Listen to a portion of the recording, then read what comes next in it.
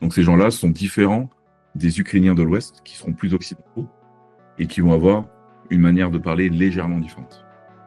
Et donc, ces gens-là, du coup, qui aujourd'hui ont fait complètement scission, se font la guerre aujourd'hui. Et vu que c'était une région sensible, qui avait des risques de sécession, qu'ils étaient considérés comme même potentiellement un risque pour l'État ukrainien, certaines factions en Ukraine ont commencé à aller attaquer ces régions.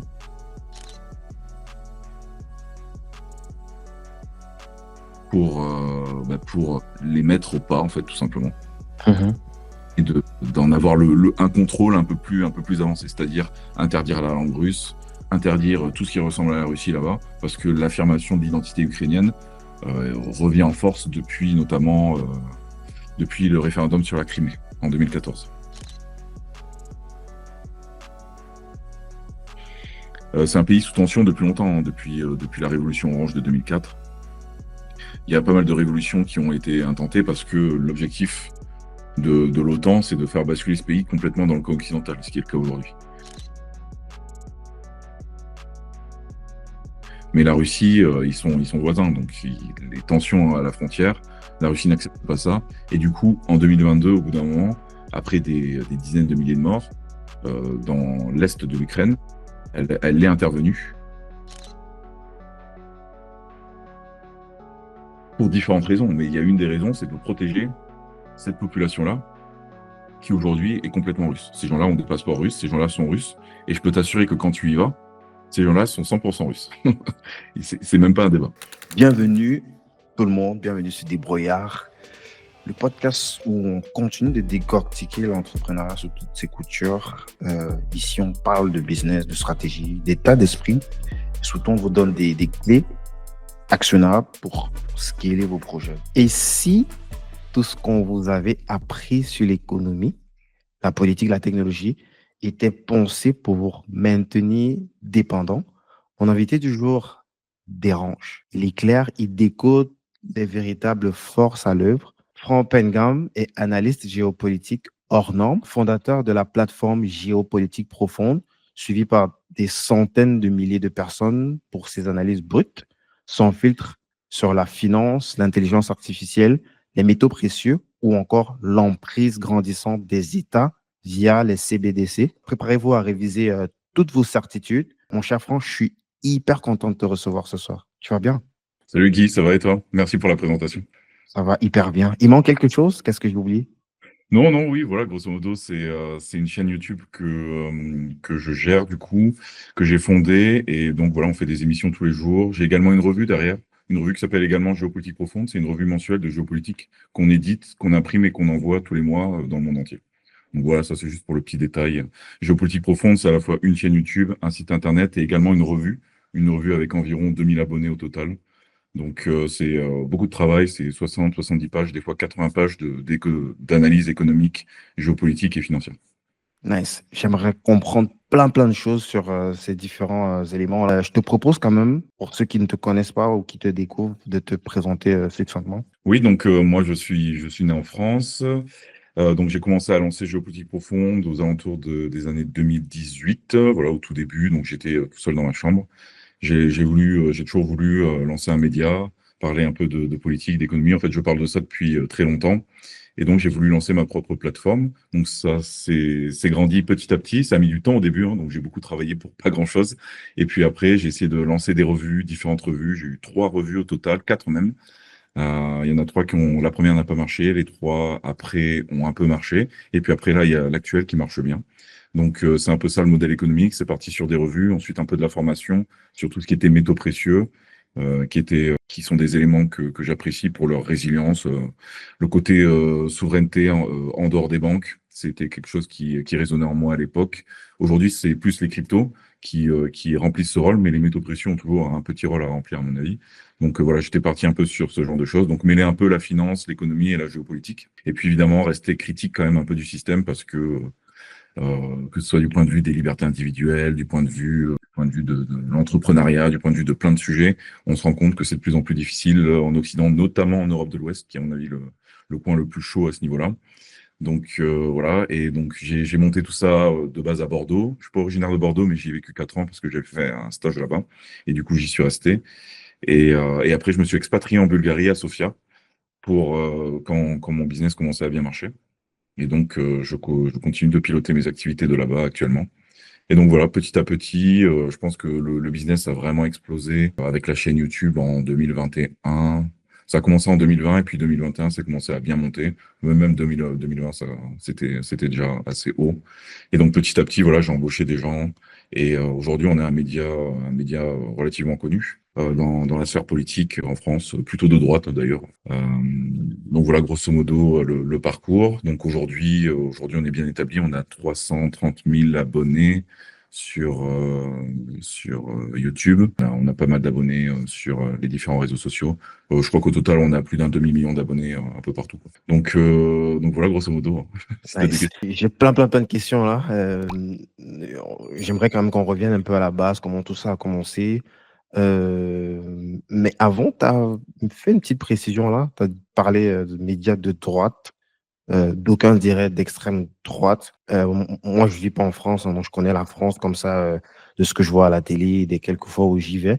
Qu'est-ce que ça veut dire extrême droite et pourquoi cette précision de droite aujourd'hui, en 2025, quand on dit extrême droite, quand on dit droite, c'est quoi la différence? Oui, ben, en France, la plupart des gens se positionnent par rapport à un prisme idéologique, hein, donc entre la gauche et la droite, sachant que ces deux concepts évoluent dans le temps. Donc la gauche et la droite, il y a 20 ans, c'est plus la même chose qu'aujourd'hui. En fait, les choses évoluent. Donc aujourd'hui, quand on est catalogué d'extrême droite, c'est quand on décide de critiquer les impôts, l'immigration, on ose en fait mettre des mots simples derrière ce qu'on voit, en fait, tout simplement. Donc, en fait, c'est un fourre-tout, l'extrême droite. Aujourd'hui, c'est comme l'accusation de conspirationniste ou des choses comme ça. En fait, dès qu'on veut parler de sujets qui fâchent, c'est assez facile de cataloguer à travers un terme. Donc, nous, dans tous les cas, on est plutôt catalogué à droite. C'est plutôt juste, je pense.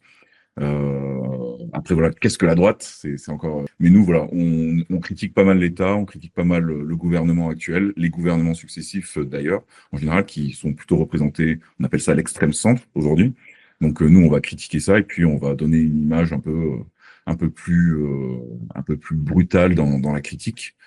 Parce qu'on est sur Internet, en fait, et donc on peut se permettre de dire plus de choses par rapport aux médias traditionnels, et c'est ça aussi la liberté. Mais n'empêche, on peut pas dire tout ce qu'on veut non plus, parce que à la fois il y a des lois, et puis il y a les règles de YouTube, tout simplement, et puis les règles des plateformes en général, que ce soit Facebook, Instagram. On ne peut pas dire exactement ce qu'on voudrait, parce qu'il y a forcément des limitations, que ce soit sur les sujets médicaux, même politiques en général.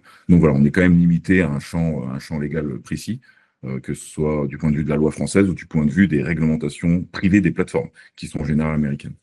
Donc voilà. Donc après, comment définir la droite? Bah, la droite, c'est peut-être une vision politique, économique qui est différente de celle actuelle de l'extrême centre et de celle de la gauche.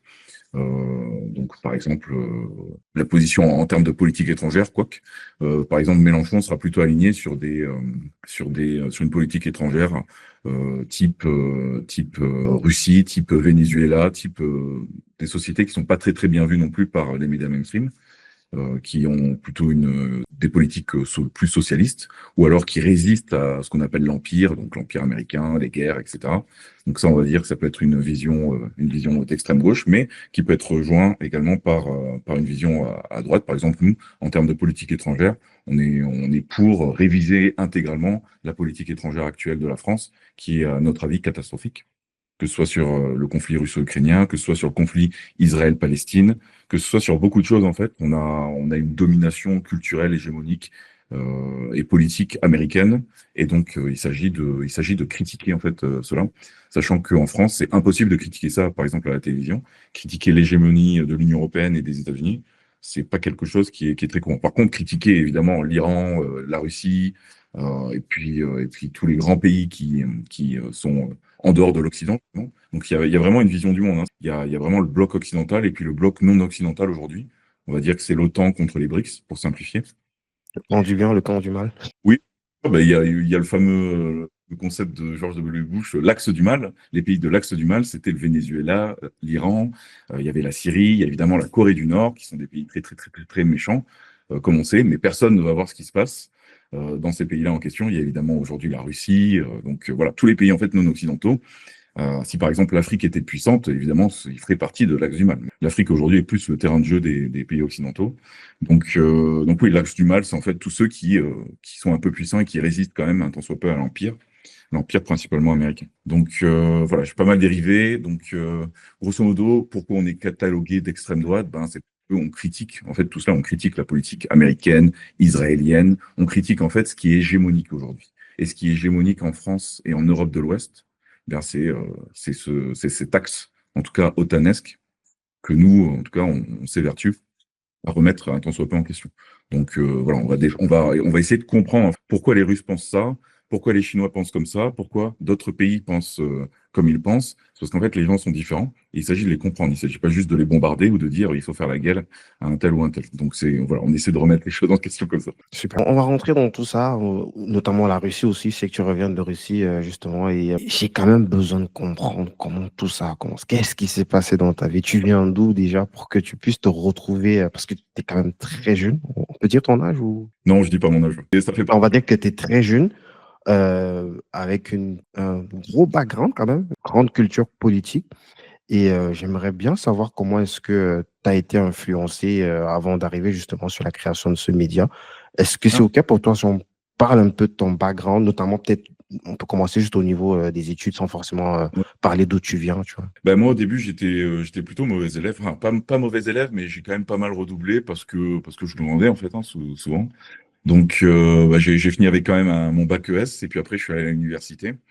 Et puis, j'ai quand même fini avec deux licences et une année de master.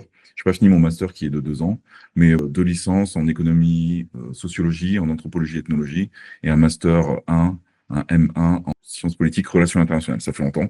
Mhm. Donc, ça, c'est les études. Mais moi, j'ai toujours été intéressé par la politique. Et en fait, Même au lycée? oui, oui, au lycée déjà. Alors, au Mhm. lycée, non, parce que je m'intéressais à la politique via le rap. C'est marrant, mais je suis dedans avec ça, avec le rap. Que ce soit Medine, Rockin' Squat, Missa. C'était des rappeurs que j'aimais bien, qu'on appelle conscient. Et voilà, c'est un peu parti de là, on va dire. Je ne sais pas exactement où c'est parti, mais c'est probablement de là. Et puis après, petit à petit, je regardais des trucs sur Internet. Et voilà, je suis un enfant d'Internet, moi, en fait. Donc, je me suis toujours éduqué. Je télécharge mes PDF, qui sont des livres, en fait, par Internet. Je les mets sur mon Kindle et puis je les lis.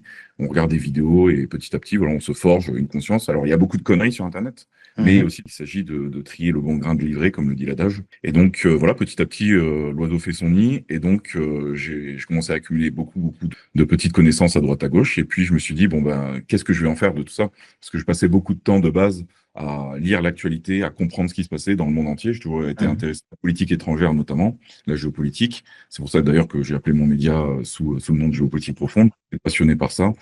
C'est venu petit à petit, mais c'est des années et des années de lecture en fait. Et puis au bout d'un moment, je me suis dit bon, voilà, il est temps de donner quelque chose, de synthétiser tout ça et d'en faire quelque chose. Et Mhm. j'ai mes premières revues ensuite, que j'ai écrit des livres et compagnie.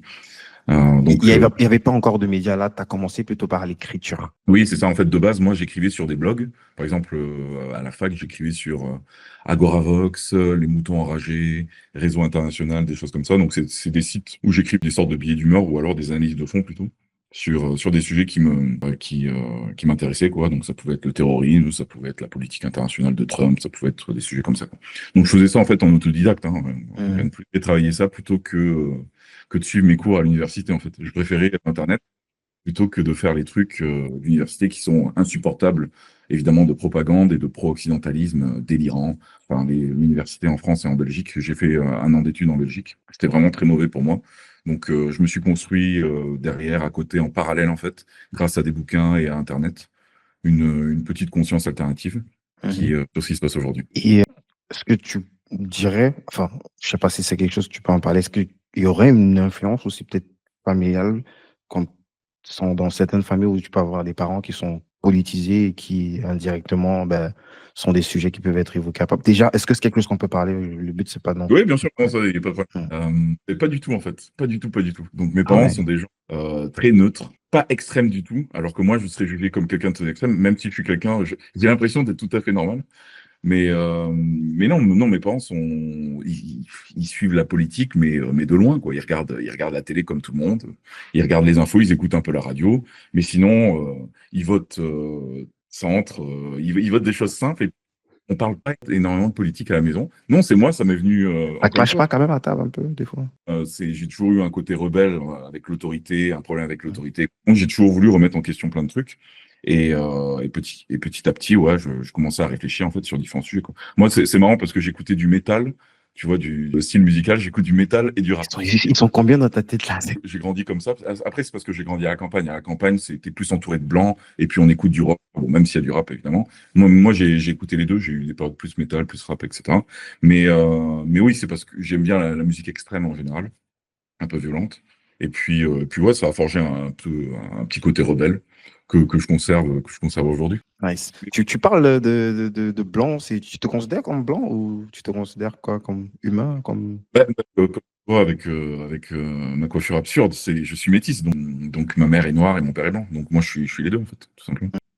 C'est peut-être pour ça aussi qu'on cogite un peu plus quand on a qu'on a une double identité sociale, par exemple, qu'on est déclassé socialement, qu'on vient de la bourgeoisie ou de l'aristocratie et qu'on finit rien ou prolétaire, peu importe. On réfléchit à deux fois, en général, sur la plupart des sujets. Mais c'est pareil à mon avis, quand on est métisse. Mhm. Moi, je me positionnais, en fait. J'ai jamais trop su, en fait, qui j'étais, pourquoi. Parce que quand on est métis, on n'est ni blanc ni noir. Mais certains vont dire qu'on est noir, d'autres vont dire qu'on est blanc. Et en fait, on sait jamais, tu vois. Donc, c'est toujours pareil. C'est assez bizarre. Moi, quand je vais dans le pays de ma mère, qui est la Côte d'Ivoire, elle est née à Abidjan, ben, je suis le blanc du village, tu vois. Donc, évidemment, en France, ben, je serais plus considéré comme noir et c'est comme ça. Mais du coup, surtout quand on est jeune, quand on se construit, la construction psychologique, identitaire, elle est un peu étrange. Et donc, je pense que ça pousse à cogiter un peu plus sur certains sujets qui ne vont pas toucher quelqu'un qui sera totalement noir ou totalement blanc, où la question ne se pose pas, en fait. Même façon, en tout cas. Donc oui, ça permet de donner une double dimension, une double identité, tout simplement. Double identité qu'on peut avoir aussi avec une double nationalité, hein. Mhm. Quand on vit dans un autre pays, on a également une double identité, ce qui nous donne une approche de la vie et des choses qui est complètement différente par rapport à quelqu'un qui a toujours vécu au même endroit. Donc ça nous donne une dimension un peu plus profonde, je ne sais pas comment on peut dire, mais en tout cas, ça nous permet de réfléchir d'une autre manière, sous d'autres axes. Complètement. Bon, intéressant. Yes. Donc, on t'arrête parce que tu as dit que tu n'es pas allé jusqu'au bout de ton master 2, enfin le deuxième master que tu as fait. Tu faisais, à part ces revues, est-ce que tu avais lancé des activités en parallèle? Je veux dire, des activités pour gagner du cash ou tu as toujours, jusqu'à ce que tu lances le média, été dans des petits tests comme ça d'écriture sur des blogs? Non, oui, oui, parce qu'on ne gagne pas sa vie en écrivant sur des blogs, hein, donc ça c'est clair et Quoique, net. je suis une époque, mais je crois que c'est révolu aujourd'hui. Mais moi, enfin, j'avais pas ces notions de vente, etc. Je viens pas du tout de ce monde-là, en fait. Encore une Mhm. fois, mes salariés classiques, je viens d'une famille tout à fait classique. Donc, j'ai jamais eu cette dimension vendre, etc. C'est venu sur le tard, en fait. Parce qu'à un moment, il faut juste survivre. Et donc, tu es obligé de trouver des moyens pour vendre une revue, tu vois. Une revue de politique, tu dis ça intéresse pas les gens. Donc, il faut trouver des angles de vente, des trucs intéressants, quoi. Mais donc, moi, de base, quand je faisais mes études, bah, j'écrivais, je lisais. Donc ça, tu gagnes pas ta vie, mais en même temps, j'allais à l'usine pour gagner mon pain. Ils m'aidaient, mais sinon, je bossais à l'usine, je faisais de la manutention. Puis j'ai fait les travaux publics, j'ai fait tous les métiers un peu de force comme ça. Euh, et puis ouais, j'ai fait ça pendant pas mal d'années, jusqu'à que je fasse un stage de fin d'études. Et puis après, bah, je me suis lancé à fond dans géopolitique profonde. Et là, après, j'ai vécu comme un moine pendant 2 ans. Pour l'anecdote, je vais le dire pour la première fois en public. Tu vois, cet exclu, moi, j'ai vécu 2 ans en sous-louant mon appartement en Airbnb, tu vois. Donc, c'est comme ça que, en fait, je pouvais travailler, gagner ma Waouh. vie. Donc ça, je sais pas si on va le couper au montage, mais je pense qu'il y a une rétroactivité sur la chose. Mais grosso modo, je vivais dans une seule pièce avec des gens différents tous les jours, Mhm. la nuit. Pendant ce moment-là, bah, j'écrivais, je travaillais sur le géopolitique profonde, je trouvais des moyens d'en faire une activité viable, quoi. Donc, Bah, tant qu'on y est sur des commérantes, moi, c'est quelque chose que j'ai eu à faire, ça me choque pas. C'est quelque chose que moi, j'ai eu à faire. En plus, ça, c'était en tant qu'étudiant. C'était que tu sais que les étudiants, déjà, c'est un salon avec chacun sa chambre. Donc, moi, je ouais. sous-louais ma chambre et donnais l'impression de passer du temps au salon alors que c'est parce que ma chambre, elle était en sous-location. Mais moi, c'est encore pire parce qu'il y avait beaucoup de gens dans mon appart, il pouvait y avoir jusqu'à 6 personnes pour un appart de Ah, 37 mètres au carrés même moment. au même moment, et moi, j'étais aussi dedans. Attends, t'as poussé le truc quand même. À cette époque, tout le monde me prenait pour un psychopathe. Pour moi, c'était en mode, bah, moi, je peux vivre de ça, C'est en de fait. l'optimisation. C'est de Ouais, l'optimisation. mais comme un taré. Et donc ouais, ça m'a permis de justement de pouvoir travailler, en fait. Travailler pour rien, pour Géopolitique Profonde, ça m'a permis de lancer le truc. Donc ouais, c'est une expérience, bah, tu te dis avec le recul, c'est impossible de refaire ça, quoi. Mhm. Mais rien, donc moi, j'ai sacrifié toute ma vie pendant 1 an et demi à vivre avec des gens. Au final, c'était marrant. Aujourd'hui, je le ferai plus, mais ça m'a permis de me lancer. Donc évidemment, je ne regrette absolument pas d'avoir fait ça. Tu me racontes un petit peu le jour 1 de Géopolitique Profonde. Est-ce que tu avais déjà visualisé ou tu avais un game plan par rapport à ce média ou c'est de fil en aiguille? Puisque on a dit, tu as commencé par de l'écriture. Est-ce que tu avais déjà une vision claire du point d'arrivée, en tout cas du fait que tu allais arriver à un média qui allait se diffuser en format vidéo et en plus en faisant des lives, puisque la chaîne aujourd'hui, elle fait quasiment presque tous les jours des lives. Donc, on parle vraiment de, je dirais pas que c'est les mêmes productions, mais on n'est pas loin, quoi. Ça ressemble vraiment à des plateaux télé, mais en live sur YouTube presque tous les Mm. jours, quoi. Ouais, on a des plateaux télé, mais on est en live, on est vraiment en live tous les jours, hein. 7 jours sur 7, il y a du live. On fait 6 heures de live par jour minimum. Il y a des lives le matin, à midi et le soir. Le soir, c'est plus en plateau. Le reste, ça va être en visio comme on fait là. Non, j'avais pas du tout l'idée de faire ça parce que de base, moi, c'était l'écriture, quoi. Donc, j'écrivais ma revue. Je comptais vivre, moi, de ma plume, de ma revue. Après, j'ai écrit des bouquins. Mais YouTube, c'est venu après, en fait. YouTube, c'est venu quand je me suis rendu compte qu'en fait, avec l'écrit, ça passait pas, quoi. Donc, il fallait que je fasse plus sur YouTube. Ah si, j'avais une expérience de radio aussi. Je faisais de la radio à Toulouse et à Bordeaux après, juste des petites émissions de temps en temps. Ça T'animais permet ou t'étais invité comme guest? d'animer, puis j'ai invité des gens Mhm. sur différents sujets, hein, c'était un Mhm. peu de tout. Il y avait quand même une petite dimension politique. Après, les radios sont pas dire tout ce qu'on veut à la radio, donc j'étais très tranquille sur les sujets, quoi. Mais j'avais cette petite expérience-là. Et donc, non, non, sinon, c'est quand je me suis rendu compte que l'écrit, ça marchait pas, que je me suis dit, bon, il faut ouvrir une chaîne YouTube et commencer à parler de politique, de livres que je lisais. Donc, de base, c'était simple, c'est quelque chose que tu as déjà dû voir aussi sur YouTube, c'est tu prends un livre et puis tu le synthétises, en fait. Tu fais une Mhm. fiche de Tu le chaque décryptes, chose. toi. Tu donnes des perspectives un peu. Ouais, c'est ça, en fait. T'as lu un livre que tu as aimé d'un auteur intéressant et puis tu le synthétises, tu le résumes pour les gens, quoi.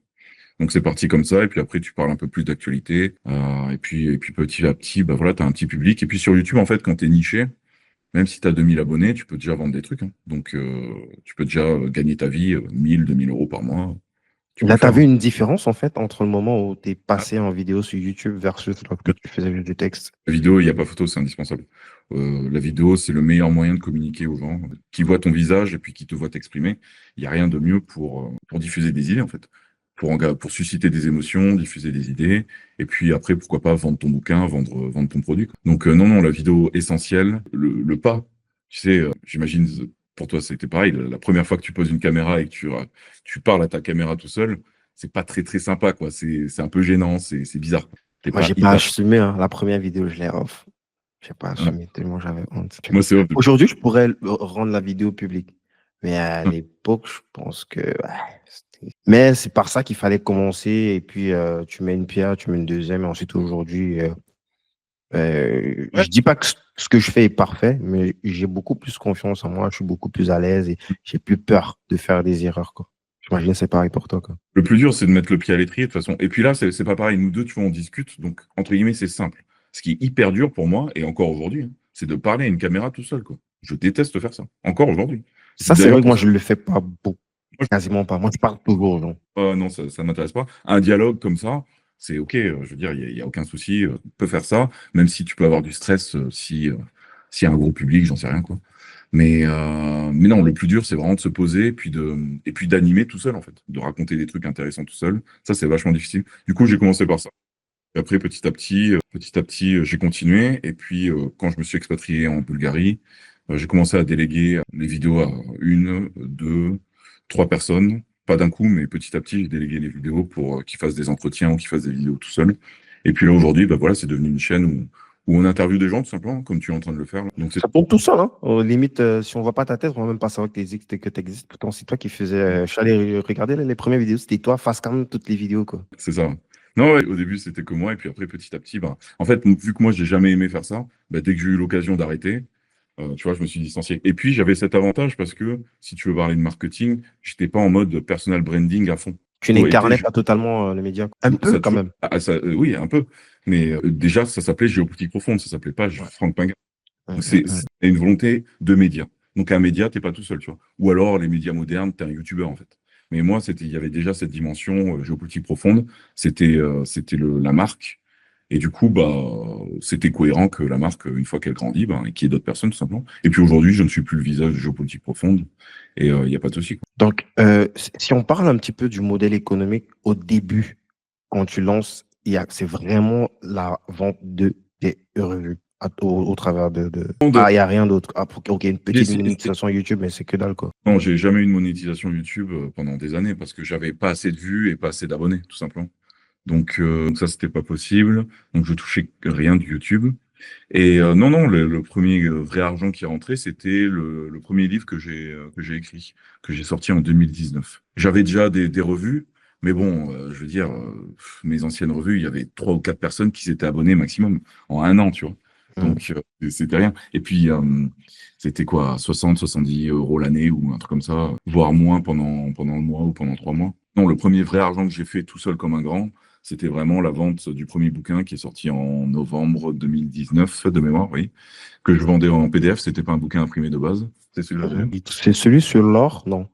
C'est celui-là, là. Hop, maintenant Ah, il est sur l'or, imprimé. ouais. C'est un truc que j'ai écrit et c'est comme ça que j'ai commencé à gagner mes premiers vrais euros. J'avais gagné un tout petit peu encore une fois avec la revue précédemment, une des premières revues, mais c'est parti du bouquin et après le bouquin, ben, j'ai sorti une formation qui était associée avec le bouquin, enfin dans la même idée en fait. C'est un bouquin sur la géopolitique de l'or, donc c'est plus un bouquin politique. Et après je sortais une formation. Bon ben ça c'est la formation pour les gens en fait, pour l'individu. T'as le bouquin qui est une réflexion Mhm. politique, active. Et puis, tu as qu'est-ce que tu fais aujourd'hui, toi, en tant que citoyen, avec les métaux précieux. Les États, ce qu'ils font, ce que faisait le Venezuela, la Russie, c'est que ils utilisaient l'or pour échapper au dollar. C'est-à-dire que quand ils sont sous sanctions internationales décidées par les États-Unis, bah, des fois, ils sont bloqués pour certaines opérations. Ils pouvaient échanger des grosses sommes à l'époque en lingots d'or.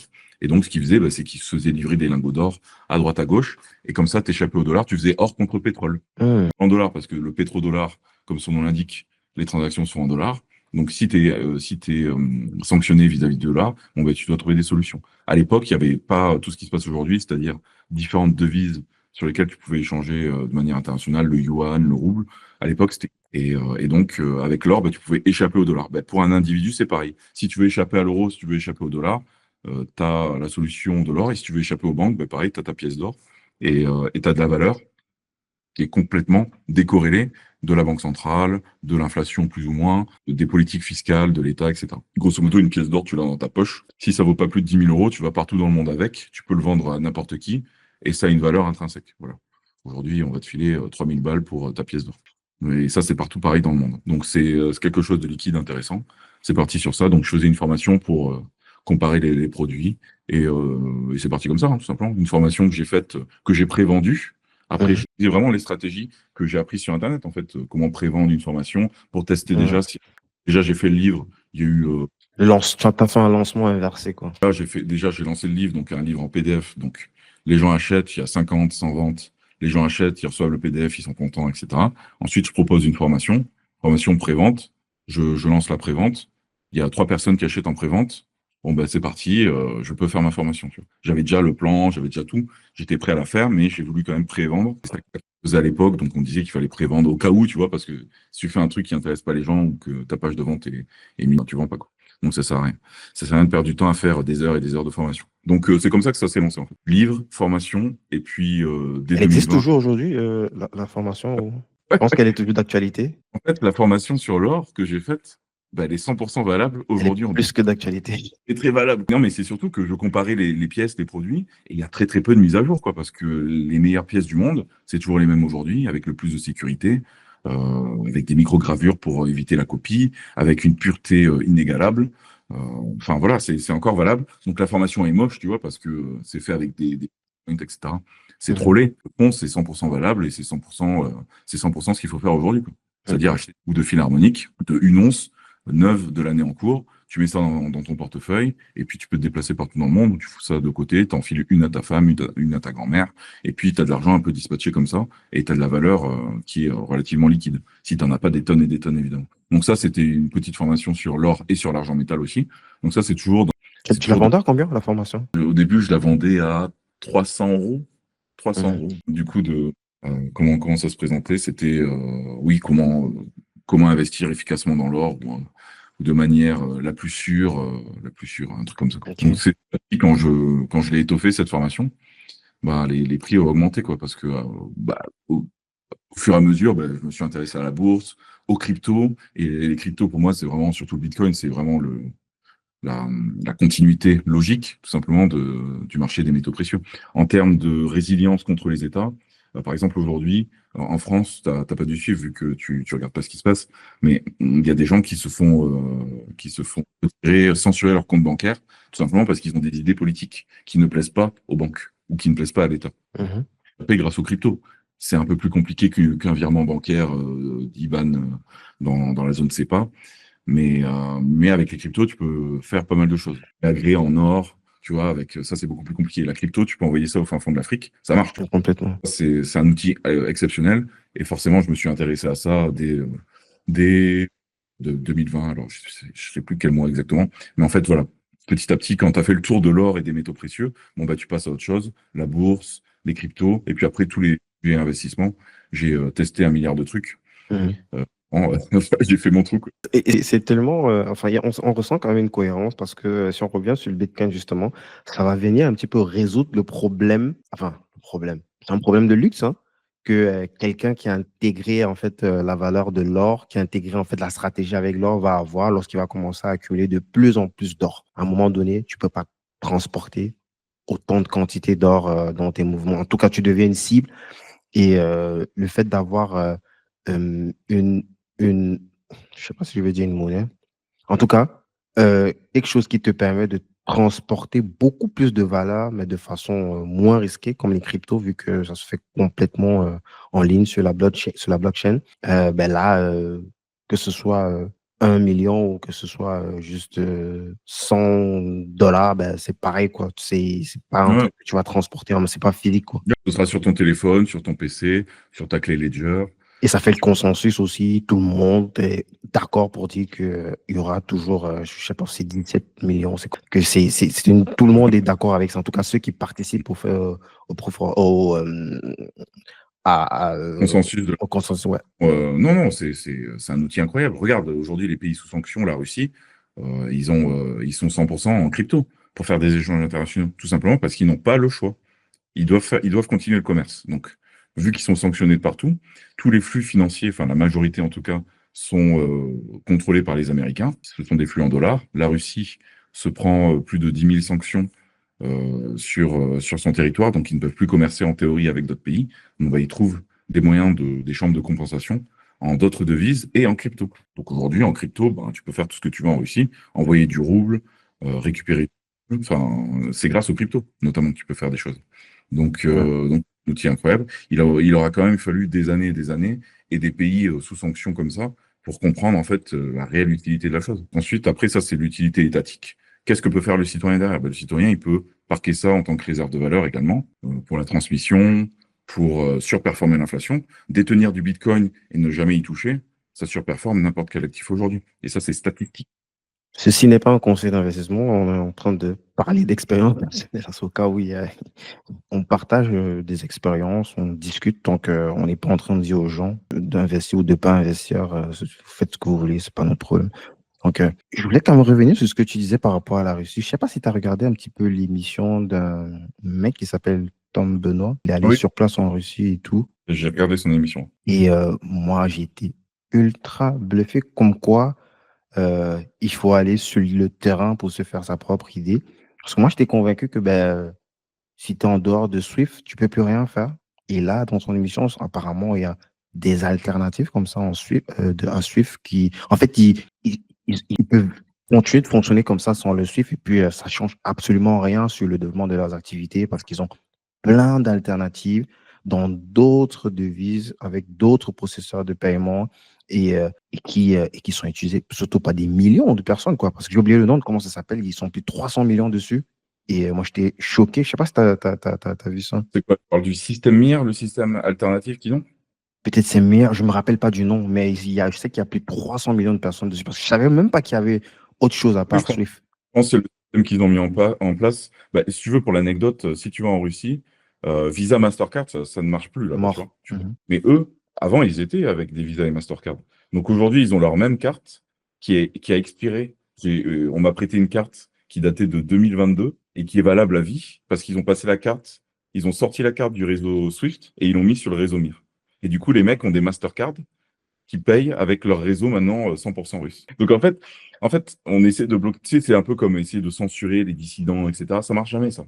Au contraire, ça les renforce. Donc là, ce qui s'est passé, c'est que les Russes ont construit leur propre système et ils ne vont plus jamais essayer de... Enfin, si demain on leur redonne accès à Swift, ils vont l'utiliser, mais ils vont le garder, leur système. Parce qu'ils ont un système alternatif eurasiatique, plus Mhm. asiatique, voire non occidental, qu'ils utilisent avec la Turquie, avec la Chine, avec Ils ont d'autres plus confiance de toutes les façons. C'est pas juste ils ont plus confiance au système. eux, ils sont en guerre, donc eux, ils sont pas là pour négocier, hein. Ils sont plus là pour négocier.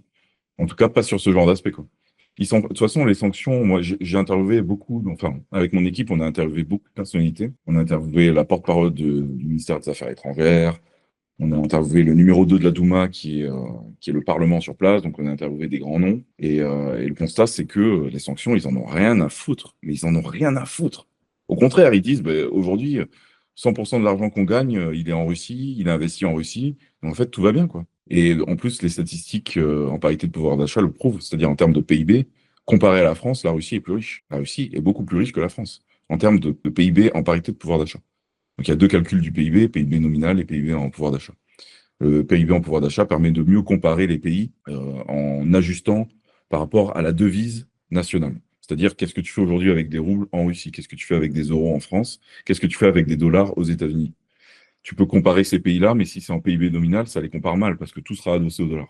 Alors qu'en fait, si tu as de l'euro et si tu as de rouble, ce sont des valeurs de. Enfin, le dollar et l'euro, les valeurs sont à peu près équivalentes, mais en rouble, c'est Mhm. complètement. Tu dois ajuster ça. Tu dois normaliser les devises. Et ça, c'est le PIB en parité de pouvoir d'achat. Bon, bref, tout ça pour dire que cet outil statistique permet de comparer de manière un peu plus efficace les pays. Puis après, ça dépend de qu'on regarde, évidemment. C'est pas non plus Mhm. le. Mais en PIB, en parité de pouvoir d'achat, ben, la Russie est plus riche Et que la même, France. moi, j'ai vu une stat comme quoi il y a plus de 80% de la population qui est propriétaire de son logement. Je pense pas Oui, que c'est après, l'équivalent en Occident. ça, c'est le genre de pays où la propriété est très importante. Moi, en Bulgarie, par exemple, où je vis, la propriété est très, très importante aussi. Pourtant, c'est pas un pays qui est qualifié de riche, tu vois. Mais Mhm. les gens, c'est hyper important d'avoir son chez-soi. Mais en France, on a cette culture aussi, hein. Donc, nos parents, en tout cas les miens, et puis la plupart des gens que je connais, bah, ils sont propriétaires parce que c'était vachement important d'avoir ta maison, ta résidence principale, etc. Nous, aujourd'hui, on s'en fout complètement, bah, surtout, enfin, ça dépend qui, mais on préfère un peu plus de flexibilité. Et en plus, les prêts ne sont pas accordés de la même façon, les taux peuvent être plus élevés, etc., etc. Bon, bref, il y a plus de friction aujourd'hui, c'est beaucoup moins simple. Les prix sont beaucoup plus chers aussi, hein. Il y a une réalité, le coût de la Mhm. vie augmente. Donc, on n'a L'inflation. plus accès à notre premier achat de logement, de résidence principale, aussi facilement qu'à l'époque. Donc voilà, c'est un peu moins dans les mœurs, mais oui, oui, en Russie, en Bulgarie, il y a beaucoup de propriétaires, effectivement. Yes. Donc, on revient. Donc, tu lances ce truc-là, tu le commercialises à 300 euros, tu fais évoluer le prix au fur et à mesure, forcément, parce que tu augmentes la valeur avec de la diversification de ce que les gens peuvent faire comme placement, en dehors de l'or et des métaux précieux. Je ne sais pas si tu as confirmé, et ça existe toujours, donc les gens peuvent toujours souscrire à cette formation-là, quoi. Oui, en fait, j'ai sorti plein de formations, en fait. Donc, Ah, ok, c'est je pensais que c'était un bloc comme ça où tu rajoutais des briques, donc c'est plusieurs modules que les gens peuvent prendre de façon indépendante, quoi. évolué de manière un peu comme tout ce que je fais, comment dire, un peu freestyle, j'ai même pas le nom en français, tu vois. Donc, en fait, moi, j'ai fait une formation. Au bout d'un moment, je mettais des trucs dans la formation. Et après, je me suis dit, attends, il faudrait que je vende plus de formations pour vendre plus. Et j'ai Hmm, commencé à faire d'autres modules, mais en dehors de la formation. Sauf ok. que là, j'ai arrêté et j'ai tout mis dans une seule grosse formation, en fait. Donc, tous les trucs, en fait, et même les anciens dont on parle sur l'or, tout est dans une seule grosse formation. Ok. Que les gens achètent en one shot ou c'est un abonnement? C'est un abonnement annuel. C'est Ok. si tu peux l'acheter en one shot à 3 000 euros. Donc, tu Ok. vois, c'est beaucoup plus augmenté, mais en même temps, c'est l'expérience de 5 6 ans d'investissement et j'ai investi vraiment dans tout, tu vois. Donc, et ça, mais, lié aussi avec l'analyse géopolitique. Donc, ça permet d'avoir différents portefeuilles sur différents sujets avec toujours une optique de résilience vis-à-vis de l'État, vis-à-vis de. Et en fait, l'essentiel, c'est peu importe où vous vivez, vous devez sortir votre argent de votre pays de résidence. C'est l'essentiel. Que vous soyez au Canada, en France, etc., il faut sortir son argent pour le mettre dans des banques étrangères, chez des courtiers étrangers, un peu en crypto, un peu en bourse. Et voilà, et il n'y a pas besoin de faire le kéké à faire des investissements débiles, etc. Parce que ça, toutes ces erreurs, je les ai faites, évidemment. Donc, Mhm. aujourd'hui, c'est un peu plus calme sur les investissements. Et de toute façon, ça correspond aussi plus au public. Donc oui, il s'agit d'avoir une vision quand même sur le fait que en Occident, les choses ne vont pas dans le bon sens, à mon avis. Donc, il faut essayer de trouver des solutions qui permettent de gagner de l'argent sans être soumis à l'État et aux banques de notre pays de résidence. Ça, pour moi, c'est le truc essentiel. Voire même sortir de la devise européenne qui n'est pas folle folle, à mon avis. Donc, essayer de trouver voilà, des moyens de sortir son argent et de le diversifier dans différentes poches d'actifs. Et tout est une question d'allocation. On parlait d'or précédemment, tu disais qu'on ne peut pas transporter des tonnes et des tonnes d'or. Oui, c'est évident. Et d'ailleurs, il ne faut pas mettre tout son argent dans l'or. Absolument pas. C'est une petite partie qui servira, excuse-moi, qui servira plus de sécurité, d'assurance, pourquoi pas de transmission. Mais il s'agit de faire ça de manière raisonnée et raisonnable. C'est vachement important, ces histoires d'allocation, en fonction en plus de la performance et de la volatilité des actifs. Sur l'or, voilà, vu que c'est physique, on peut également acheter de l'or papier, on peut acheter de l'or en ETF, on peut acheter de l'or en crypto avec le Pax Gold. Il y a plein de manières d'investir dans l'or. On peut acheter aussi des sociétés minières. Mais bref, si c'est pour de l'or physique, oui, ça sert à rien d'en avoir des tonnes. Moi, j'ai des clients, ils avaient des 100 000 euros d'or, tu vois, et qui gardaient ça. Ah, c'est beaucoup trop, c'est beaucoup trop. Donc, ça ne sert absolument à rien de faire ça, à mon avis. Donc, petit à petit, moi, je réfléchissais à des solutions, parce que quand je voyais les problématiques des gens, quand je voyais que des gens investissaient beaucoup trop dans l'or, même moi, j'ai commencé à mettre la pédale douce, parce que vu que, en plus, j'incitais les gens, entre guillemets, à acheter de l'or, enfin, je disais que c'était un investissement intéressant, du coup, les gens, ils pouvaient y aller à fond. Parce que si tu as beaucoup de patrimoine, bah, tu te dis, bon, bah voilà, je mets une ligne à 100 000 balles et puis j'achète de l'or. Mais non, vaut mieux plus réfléchir parce que il y a des périodes pendant 10 ans, tu vas perdre de l'argent sur l'or. Et ça, faut bien s'en rendre compte. De 2000 à 2019, de 2011 à 2019, tu perds de l'argent sur l'or si tu comptes l'inflation. L'or, en fait, était dans une période de range. Du coup, ça servait à rien d'en détenir, tu vois. Par contre, quand j'ai écrit mon livre, et là, j'ai eu le bon timing. En plus, après, il y a eu la crise du Covid, il y a eu la Russie. Aujourd'hui, ben, voilà, l'or a bien dégommé. Mais je pense que d'ici la fin de la décennie, ce sera finito pour l'or, quoi. Donc, faudra sortir, en fait, tout simplement. Si on a des pièces d'or, on peut les garder sur le très, très long terme. Mais sur les gros investissements, faut liquider tout ça et puis mettre dans autre chose. Qui sera, qui- si on veut la fonction de l'or qui consiste à sortir son argent des banques, de l'euro, de l'État, de son pays de résidence, bon, bah, la crypto, du coup, aujourd'hui, fait très, très bien le taf et ce sera beaucoup plus performant. Donc après, il faut comprendre comment ça marche, il faut avoir confiance aussi, parce que ça sert à rien d'investir dans quelque chose qu'on ne comprend pas, dont on n'a pas confiance, parce que sinon, on ne peut pas tenir l'investissement. Si le Bitcoin chute de 40%, si on ne croit pas au Bitcoin, c'est juste intenable. C'est impossible. Ouais, tu dors pas. L'or, la volatilité est beaucoup plus faible, donc c'est plus simple. Et puis quand on investit dans l'or, en général, on est un convaincu. Donc ça sera ça la différence. Donc en fait, là, moi, mon travail aujourd'hui, c'est d'essayer de forger des convictions sur des actifs très, très, très, très puissants, à mon avis, comme le Bitcoin, comme l'Ethereum, comme l'or aussi, comme l'argent métal, comme certaines choses comme ça. Et ensuite, de voir quelle allocation on peut mettre sur les différents actifs et combien de temps on peut investir. Parce que moi, Mhm. aujourd'hui, ils ont le temps 10 ans. Parce que j'ai fait des investissements très courts. J'ai fait des investissements moyennement courts. J'ai tout testé. Et aujourd'hui, la manière la plus simple de gagner de l'argent, à mon avis, c'est de choisir des actifs sur lesquels on est à peu près sûr que ça durera dans 10 ans. L'or, le Bitcoin, etc. C'est des convictions qu'on se forge après. Mais si on investit et qu'on peut tenir un investissement 5 ans, 10 ans sur des périodes assez longues comme ça, ben en fait, on peut gagner vraiment énormément d'argent. Mais par contre, il s'agit d'encaisser la volatilité. Et la seule manière d'encaisser la volatilité, c'est vraiment de se forger des convictions, encore une fois. Donc ça, c'est vraiment l'approche aujourd'hui en 2025 qui est la mienne. Elle était quand même différente les années précédentes. Mais aujourd'hui, c'est comme ça que j'approche l'investissement en général. Et éviter de faire de la spéculation pure et dure, mais plutôt trouver des convictions solides dans des actifs qui sont, à mon avis, très très bons. Et après, bah, si on fait une erreur, il s'agit d'avoir plusieurs actifs comme ça. Donc c'est une approche, c'est pas une approche ultime. Mhm. Euh, Derrière, moi, je travaille aussi avec des traders qui ne sont pas du tout dans ça, quoi. Eux, ils voient des patterns, ils placent un trade parce qu'il y a de la liquidité, il y a une pattern intéressante graphiquement parlant, et puis on met une allocation précise. Grosso modo, c'est tu gagnes une fois sur trois, tu perds une fois sur trois, et une autre fois sur trois, bah, t'es flat. Et grâce à ça, en fait, si tu as juste une méthodologie de robot et les statistiques, et que tu fais confiance aux statistiques, bah, en fait, tu seras gagnant sur le long terme. Mais il s'agit vraiment d'appliquer un plan ultra précis de trading. Mais là, c'est un autre, enfin, C'est notre métier. c'est un tout autre métier que ce que je fais, mais je travaille également avec des gens qui font ça. Chez nous, chez Géopolitique Profonde, on fait ça aussi. Mais ça, c'est pour un autre public. C'est des gens qui seront un peu plus sérieux dans l'investissement. Moi, vu que j'ai beaucoup d'activités, en fait, j'ai quelque chose qui est adapté à mon profil. Moi, Mhm. vu que journalisme, je suis entrepreneur, donc j'ai mon média, j'ai plein de choses à gérer. Donc, j'ai pas le temps, en fait, de faire du trading et puis ça me fait chier, en fait. Donc, il y a plus d'intéressant. Enfin, moi, il y a des choses qui m'intéressent plus dans la vie, quoi. Donc, je vais pas rester derrière mon graphique ou même checker ça une ou 2 heures par jour, c'est chiant, quoi. Donc, je préfère investir avec des convictions et c'est plus simple. Mais après, voilà, ça convient pas à tout le monde. Donc, après, on a des solutions pour ceux qui veulent investir de manière un peu plus dynamique. Yes. Si on reste toujours sur le modèle économique,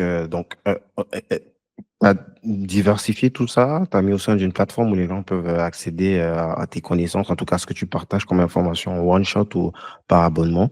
Est-ce que en dehors de ça, il y a d'autres éléments avec lesquels tu fais du cash ou du moins tant que ton média fait de l'argent? Oui, aujourd'hui, ben, il y a YouTube, hein. Il y a YouTube qui rapporte de l'argent. Alors, Monétisation YouTube? oui, monétisation YouTube. Oui, comme je t'ai dit précédemment, au tout début, il n'y en avait pas. Mais aujourd'hui, il y en a, vu qu'on fait beaucoup de vues et que Oui, la mais chaîne. par rapport à... t'as des vrais plateaux. On va pas peut-être donner les prix exacts, mais ça coûte un bras quand même. Je pense pas que tu rentres dans tes frais avec... Oui, alors si je n'avais que la monétisation YouTube, je ne rentrerais évidemment pas dans mes frais. Mais je n'ai pas que la monétisation YouTube. En fait, là, l'objectif, c'est d'avoir un peu de vente de revues, un peu de vente de formation, un peu de YouTube, un peu de bouquins et de grappiller à droite à gauche comme ça de l'argent. C'est grosso modo comme ça le modèle économique. De temps en temps, j'ai aussi un peu de dons. Donc, les gens qui veulent aider le média, ils font des dons sur PayPal ou par virement bancaire. Et puis, c'est à peu près tout. Après, quelles sont les choses que je vends? Ouais, YouTube, non, on parle de quoi? On peut donner les chiffres ou... De toute façon, les gens, ils peuvent le voir avec Social Blade, je crois. ouais, ouais. Je sais pas si je donne le chiffre en vrai. YouTube, ça peut faire 10 000 € par mois. 10 000 € Hmm, par mois. ok. Mais ça paye pas les plateaux. Juste les Ouais. plateaux. Mais c'est Juste ça les que je plateaux. dis, c'est pas... S'il faut... Un plat Ouais. télé, et ensuite il y a un technicien, il y a un animateur, enfin il y a plein de frais Il en y a fait. souvent des journalistes aussi, des gens, c'est des pros, donc ils vont pas venir là gratuitement, forcément, il faut payer. Ouais. Moi je dois payer un animateur pour animer le plateau, quoi. Et puis ensuite, il faut inviter les gens, effectivement. Ensuite, il y a de la technique, etc., etc. Donc non, non, ça coûte un bras. Ça coûte très très cher.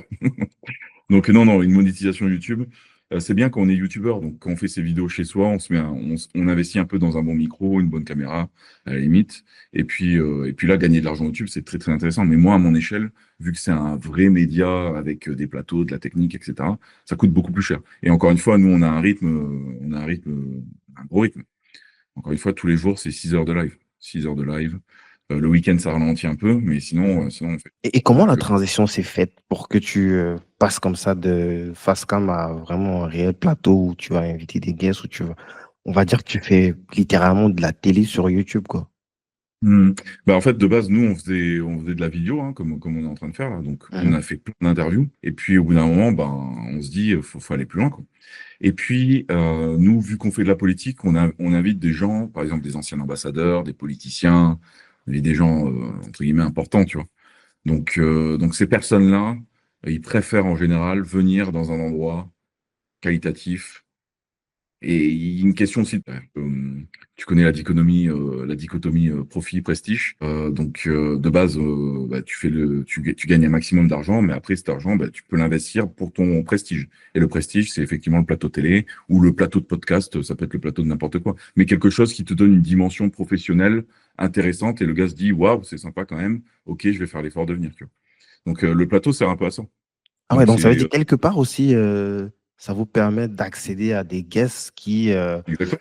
en visio, peut-être n'auraient pas dit oui, quoi. Ouais, ouais, tout à fait, tout à fait. Il y a des gens, ils ne font pas de visio, hein. Il y a des gens, ils refusent la visio. Bon, maintenant, ils s'ouvrent de plus en plus à la visio parce que ça s'est quand même bien démocratisé. Mais Mhm. sinon, non, ils préfèrent, enfin, la plupart, beaucoup préfèrent aller sur place. Et puis, sur place aussi, c'est une interview, si tu veux rentrer dans l'émotionnalité de quelqu'un, rentrer dans une histoire, rentrer Le dans un challenger personnage. aussi au niveau de son non-verbal, de voir un petit peu est-ce que c'est des vraies convictions ou c'est de la posture? Exactement. En visio, enfin, tu sentiras moins les personnes. Tu sens quand même la personne, mais tu la sens beaucoup moins. Si tu l'as en face de toi, vraiment pour de vrai, tu vois tout, tu vois. Donc, en Mhm. fait, tu vois les failles. Et ça rend la chose beaucoup plus intéressante. Et puis après, nous, on a des plateaux où on peut être 5 sur le plateau. Donc, Mhm. la merde, tu vois. Il y a des petits écrans, enfin, c'est nul. Alors que sur un plateau, quand t'es 5, ben voilà, ça a plus de gueule, quoi. Et tu peux vraiment échanger comme si tu étais je sais pas, au comptoir, j'en sais rien. Ouais. Donc ouais, ouais, ça donne une dimension intéressante. C'est un investissement, mais ça vaut le coup en termes de visibilité, en termes de rendement à la fin. En fait, c'est un peu comme l'investissement aussi, faut avoir une vision long terme. Moi, quand j'ai investi dans les plateaux, au début, c'était un gros pari. C'était très cher, c'était chaud. C'était chaud, j'ai pris le pari. Et puis au bout de 2, 3 mois, ça commençait à bien rouler, quoi. Donc le pari, bah, de toute façon, en tant qu'entrepreneur, on fait des paris, quoi. On fait des paris. Je fais beaucoup de paris perdants, des paris gagnants aussi de temps en temps. Et puis voilà, donc j'ai testé. Et ouais, ouais, le plateau pour l'instant, ça se passe bien. Et comment est-ce que ça s'organise tout ça? Déjà, comment est-ce que tu réussis à sourcer? Parce que quand je vois le type de guest que tu réussis à avoir, est-ce qu'il faut avoir, est-ce qu'il faut bosser avec une agence presse? Est-ce qu'il faut être connecté? Comment est-ce qu'on fait pour accéder comme ça à des profils XXL, quoi, tu vois? Ah, c'est intéressant ouais, comme question. Donc moi, j'ai jamais été du milieu parisien. Enfin, déjà, il faut bien comprendre qu'en France, tout se passe à Paris. C'est déjà le premier point. Moi, j'ai jamais été à Paris, jamais. J'ai toujours été à Toulouse, c'est là où j'ai vécu toute ma vie. Et puis un peu à Bordeaux à la fin de mon parcours en France, avant que je m'expatrie. Donc moi, j'ai jamais connu Paris, jamais connu les gens, les politiciens, etc. Et ça m'a jamais intéressé. Donc en fait, quand j'ai embauché des mecs pour travailler pour moi, j'ai embauché des mecs parce qu'ils avaient une grosse rubrique contact dans leur iPhone. C'est ça en fait le truc. Donc Ah ouais, c'est t'as l'investissement. cheaté un portefeuille client. Je rigole. Ça. Mais entre guillemets, c'est un peu ça. Quand je suis avec quand j'investis dans un animateur, c'est lui qui a les contacts. On n'a pas un gars qui a des contacts, etc. En fait, c'est des gens qui ont de l'expérience, c'est des gens qui ont 40 ans, 50 ans.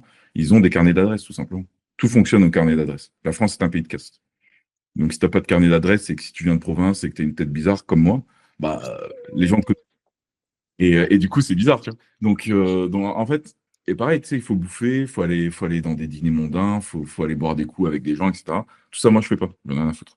Donc, j'outsource ça chez mes gars qui font le travail. Et, euh, et, et donc, voilà, c'est comme ça qu'on s'organise, hein. C'est tout simplement les animateurs ont un réseau qui mobilise régulièrement pour faire leurs émissions. Et après, bah, ce réseau, c'est quelque chose qu'on cultive comme n'importe quel réseau. C'est-à-dire, on boit des coups, on s'appelle, je sais pas, on fait les trucs de lobbying, chose que je suis incapable de faire. Donc, voilà. Mais comment tu réussis justement à convaincre ces messieurs de 50 ans, de 45 ans, déjà de bosser avec quelqu'un de jeune comme toi? Ouais, ouais, Et tu t'as dit que tout se passe sur Paris. Donc, ça veut dire qu'il y a quand même on te regarde quand même quelque part de haut, quoi. Et comment est-ce que toi, tu réussis à parler d'égal à égal avec eux? Quand j'ai égal à égal, je parle du point de vue humain, tu vois. mhm.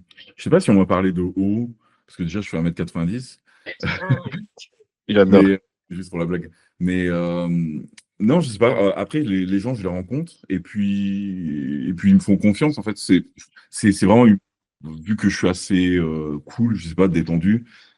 J'expose qui je suis, ce que je fais, Et en général, ça passe ou ça casse, donc le feeling passe avec les gars en question. Et puis, ils ont décidé de me faire confiance. Et puis voilà, après, on traîne ensemble depuis des années. Donc, ça marche bien. Mais effectivement, c'est une question, je pense que c'est comme le business, la politique. Tout est une question de est-ce que ça match humainement ou pas, quoi. C'est aussi simple que ça. Donc, Yes. après, il faut les rencontrer, il faut leur parler.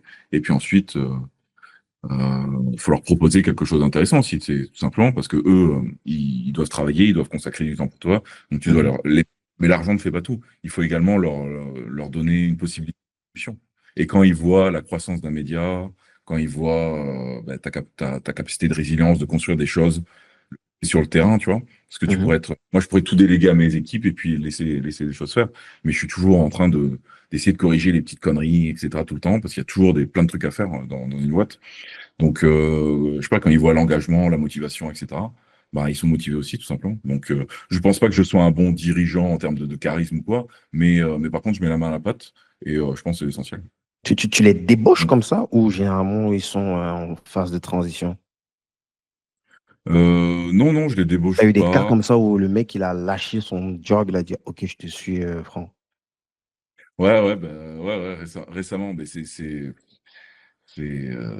même chaud. Enfin, on parle d'un mec qui ne payait pas, qui n'a jamais payé d'électricité de sa vie, ni de loyer, etc. Parce que tout simplement, il était fonctionnaire. What the- Et donc là, et donc là, il s'est mis. Alors, il n'a pas totalement lâché le truc, mais il s'est mis en. Voilà, il a lâché au moins pour un an pour travailler pour moi, et ensuite il voit comment ça se passe et il voit s'il continue, etc. tu vois. Donc, mais c'est la première fois de sa vie qu'il fait ça. Donc là, du coup, il a perdu tout son loyer qui était déjà payé par l'État, etc. Et là, maintenant, il doit payer sa propre maison, ses propres trucs. Et imagine pour un gars de 55 ans, ça fait bizarre. Donc le gars est motivé. Je pense qu'on Donc devrait utiliser ton média comme outil de test de conviction. pourquoi pas, pourquoi pas. Donc oui, oui, pour le coup, le cher Nicolas, il s'est motivé à faire ça. Voilà, après, il y a des arguments aussi, je pense. Mais oui, c'est un petit sacrifice qu'il a fait. Donc là, le gars s'est débauché. Et voilà, mais il a fait ça lui-même, hein, je l'ai pas forcé non plus. Ouais, tu lui as juste fait une proposition. Franchement, c'est intéressant, ça m'impressionne et ça me donne des idées. Qu'est-ce que moi je peux apprendre de ça? Comment est-ce que moi je peux réussir à, à embarquer comme ça des gens dans mon aventure? Ben, il faut que j'allais dire, il faut que tu fasses un pitch. Enfin, qui tu es, qu'est-ce que tu construis, où tu veux aller. Il faut vraiment que tu montres un peu c'est quoi tes convictions réelles, quoi. Qu'est-ce qu'il y a derrière, qu'est-ce qu'il y a derrière Guy, qu'est-ce qu'il y a derrière ton travail, qu'est-ce que tu veux faire concrètement.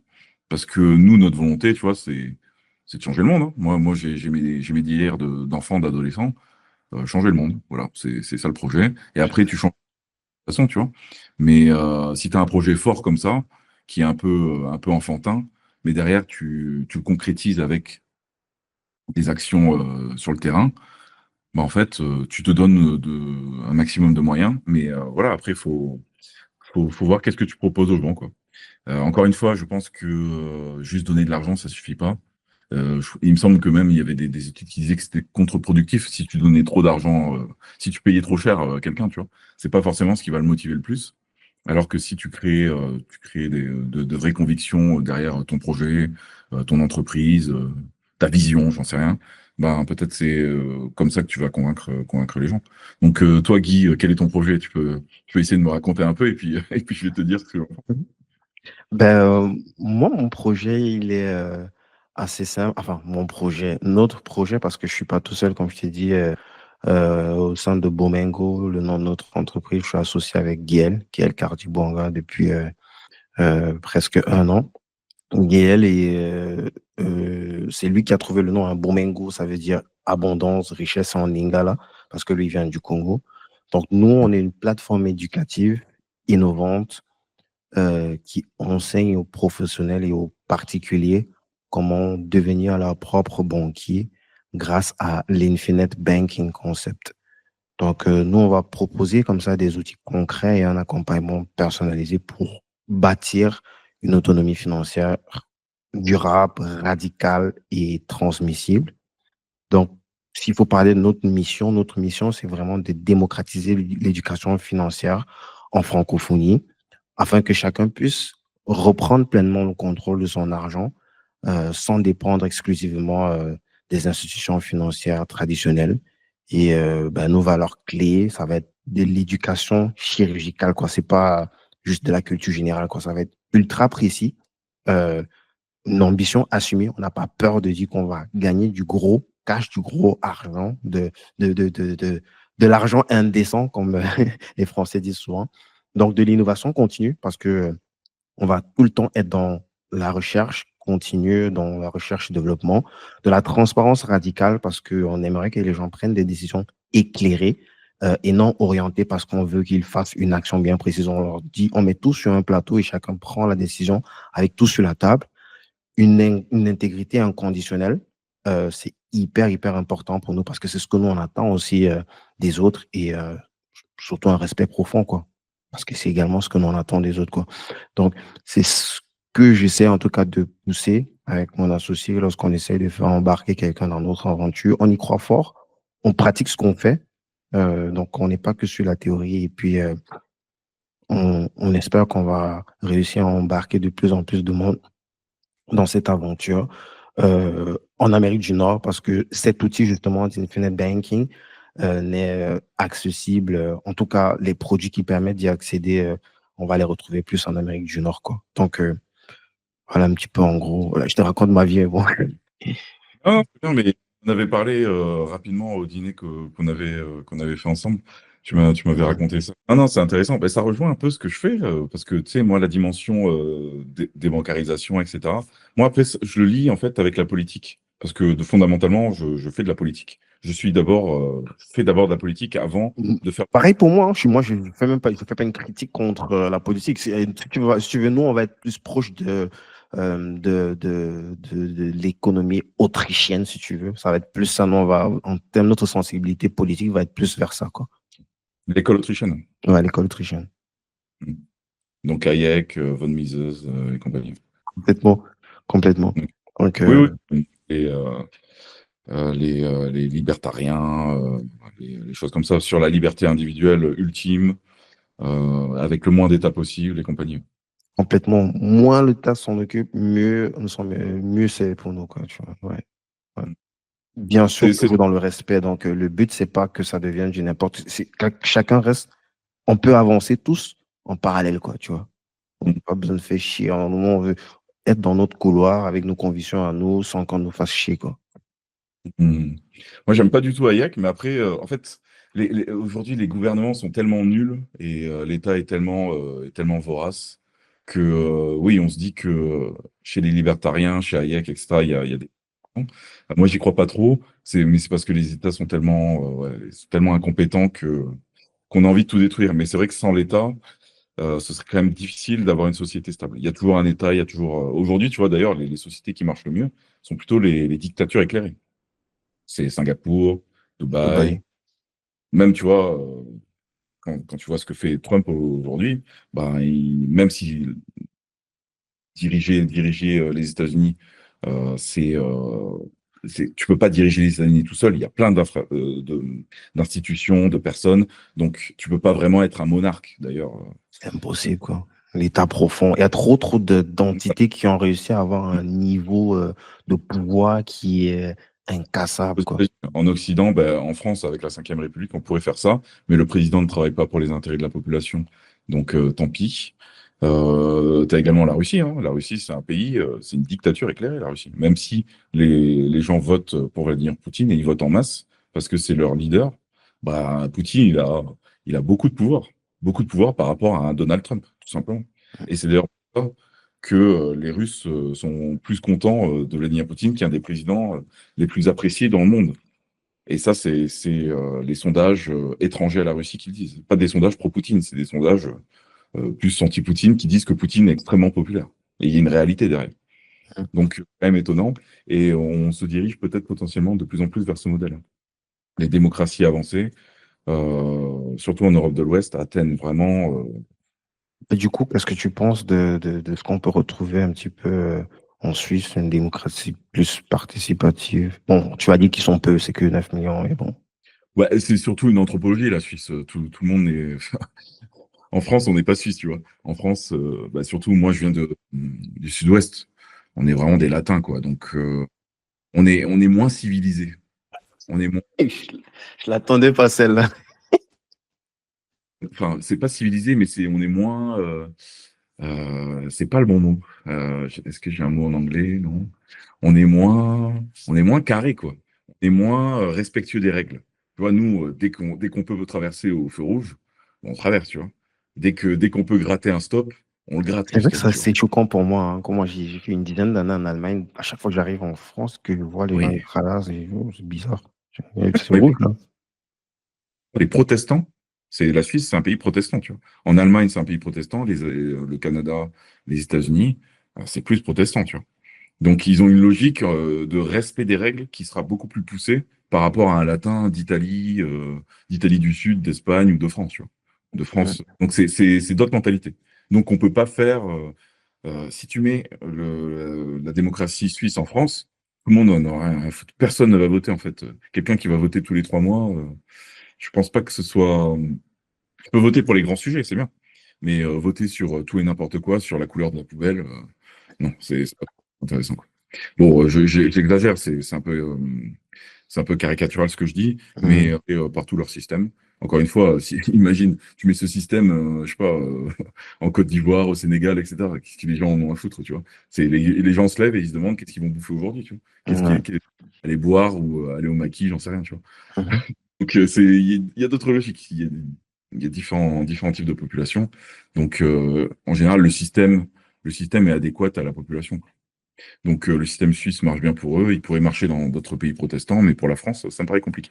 Mais sinon, ça reste un bon modèle, hein. C'est un modèle potentiellement. Bah, déjà, donner plus de pouvoir aux gens qui en veulent. C'est-à-dire, Au peuple, ouais. en soi, tu n'as rien à perdre en mettant en place ce genre de système. Après, je ne sais pas s'il serait massivement Sauf si tu adopté. as une petite caste qui dirige, qui a tout le contrôle, ben, c'est pas intéressant de redonner justement le pouvoir à celui qui peut te l'enlever, quoi. Ah oui, non, déjà la France, c'est un pays verrouillé de partout, institutionnellement parlant et médiatiquement aussi. Donc clairement, l'objectif, c'est pas de donner du pouvoir au peuple. Donc moi, je serais pour la démocratie suisse. En France, en fait, faut bien comprendre ce que je dis. Je serais pour un référendum d'initiative citoyenne, plus de référendums, etc. Mais je suis pas convaincu sur le long terme que ça fonctionne. C'est-à-dire, ça peut fonctionner sur les grands sujets, la peine de mort, l'avortement, il y a quoi d'autre?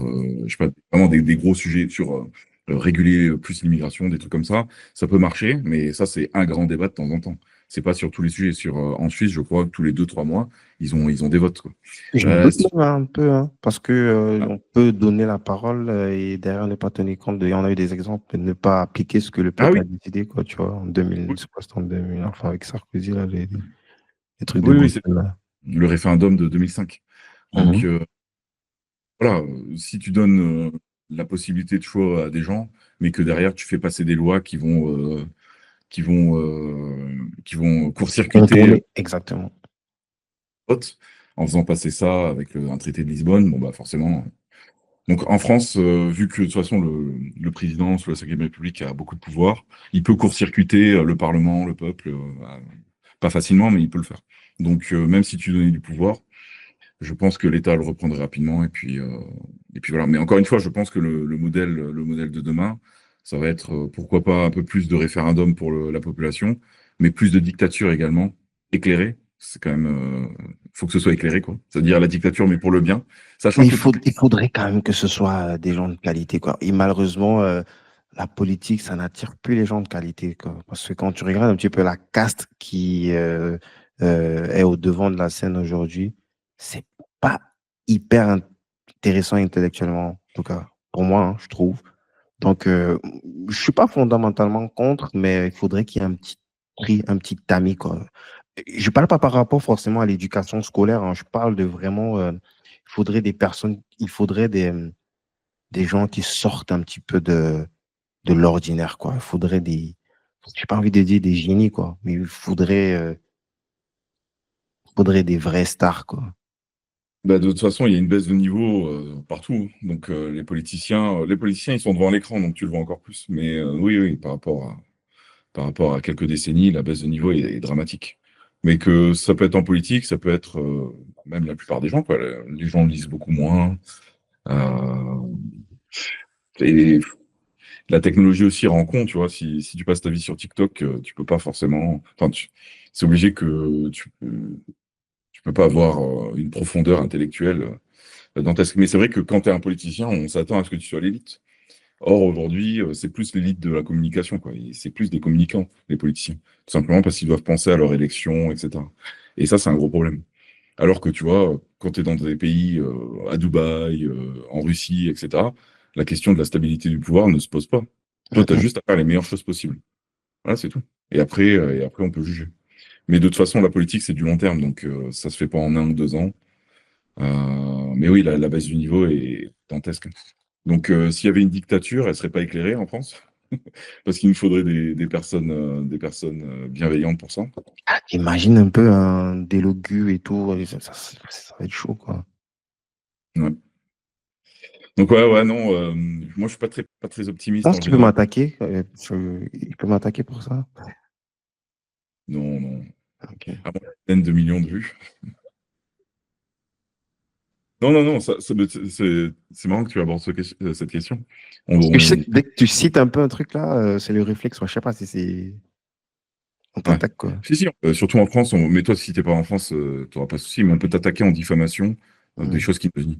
Aux États-Unis, tu as le droit de parole, tu peux insulter des gens, etc. Il n'y a pas de souci. Et tu as le premier amendement pour la liberté d'expression. En fait, tu peux être un nazi puis insulter tout le monde de macaque et nommer des gens précisément. Mhm. On peut te condamner moralement, mais pas légalement. Alors qu'en France, tu n'as absolument pas le droit de faire ça. On va te condamner pour racisme. La personne que tu as insultée va te faire un procès en diffamation, etc., etc. Bon, c'est très, très légaliste. Alors que c'est marrant, c'est plutôt les Américains qui sont un pays de juristes qui vont attaquer pour tout et n'importe quoi. Par contre, sur la liberté d'expression, c'est OK, quoi. Petit paradoxe intéressant. Je voulais qu'on boucle un peu rapidement sur ton expat en Bulgarie. Pourquoi la Bulgarie? Également le petit tour que tu as fait en Russie, que tu nous donnes un petit peu de contexte par rapport à la situation actuelle, surtout avec la guerre et tout. Mais avant, est-ce que tu peux me partager un peu, enfin, si c'est partageable, est-ce que tu crois encore à la France? Est-ce que tu as des convictions? Est-ce que tu as une vision par rapport à la France? Est-ce que la France fait partie encore de ton plan? Oui, oui, la France fait partie de mon plan, mais c'est comme les investissements, c'est comme le business, ça fait partie d'un plan sur le long terme. Parce que sur le court terme, c'est catastrophique. Sur le court terme, il y a tout qui m'énerve en fait en France. Donc non, voilà, sur le court terme, je, je préfère ne pas m'exprimer sur Mhm. l'avenir de la France parce qu'à mon avis, ce sera très négatif. Par contre, sur le long terme, évidemment, il va y avoir un sursaut, mais la question c'est quand, comment et qui c'est qui va se mettre en place quand ce sursaut aura lieu. Ça peut être une révolution, ça peut être une révolution institutionnelle. Il y a beaucoup de choses qui peuvent changer juste du point de vue des institutions en France, tout simplement parce que on peut changer à une sixième république. Quelqu'un peut péter un câble et prendre le pouvoir à l'Assemblée. Plein de choses qui peuvent se passer. Sur le court terme, je ne serai pas très positif. Oui, je ne serai pas très très positif, mais sur le long terme, oui, oui, sur le long terme, je crois en la France. Moi, j'ai jamais pensé, j'aurais jamais pensé, mec, quitter la France un jour. Ça m'était jamais venu à l'esprit avant le Covid. Avant le couillonavirus, jamais j'avais pensé partir de France. Voilà, tout simplement. Donc, et avec le Covid, et avec toutes les conneries, etc., je me suis dit, mais là, c'est trop, c'est trop. Parce que moi, je suis fondamentalement très patriote. Et d'ailleurs, ça rejoint aussi une question précédente, vu que je suis métisse. Moi, la question identitaire se posait beaucoup. Et du coup, pour simplifier la chose, je suis patriote français, tu vois. Et c'est la seule manière de me définir, c'est la plus simple. Même si je suis d'origine immigrée, je suis patriote français. Et c'est aussi simple que je sois pas blanc, ça change rien, tu vois. Je me bats pour mon pays. J'ai grandi en France, mes amis sont français, tout est français, tu vois, chez moi. Donc, ça fait partie de mon identité. Donc, avec cette identité-là, je suis obligé et je me suis auto-persuadé de croire en la France. Tout ce que je fais là, c'est pour changer les choses dans mon pays principalement. Même si j'ai une dimension un peu plus internationale aujourd'hui, due à l'expatriation, due aux médias et au travail qu'on fait, on fait de la géopolitique. Donc l'objectif, c'est aussi de dialoguer avec les autres peuples, les autres nations. C'est quelque chose de très important à mon avis. Mais tout ça, on le fait pour la France d'abord. Donc ça, Hum. c'est vachement.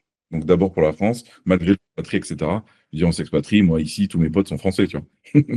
Et mes potes sont français. Donc moi, je suis. C'est comme si j'étais en France, en fait.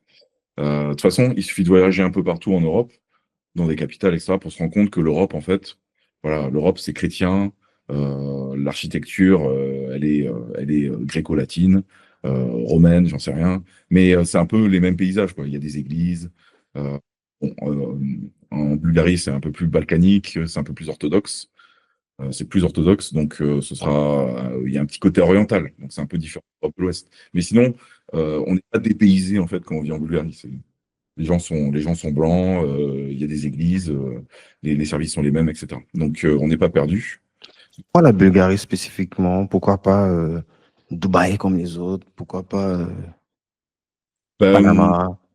moi, j'ai du mal à quitter l'Europe. Ça vient T'as essayé?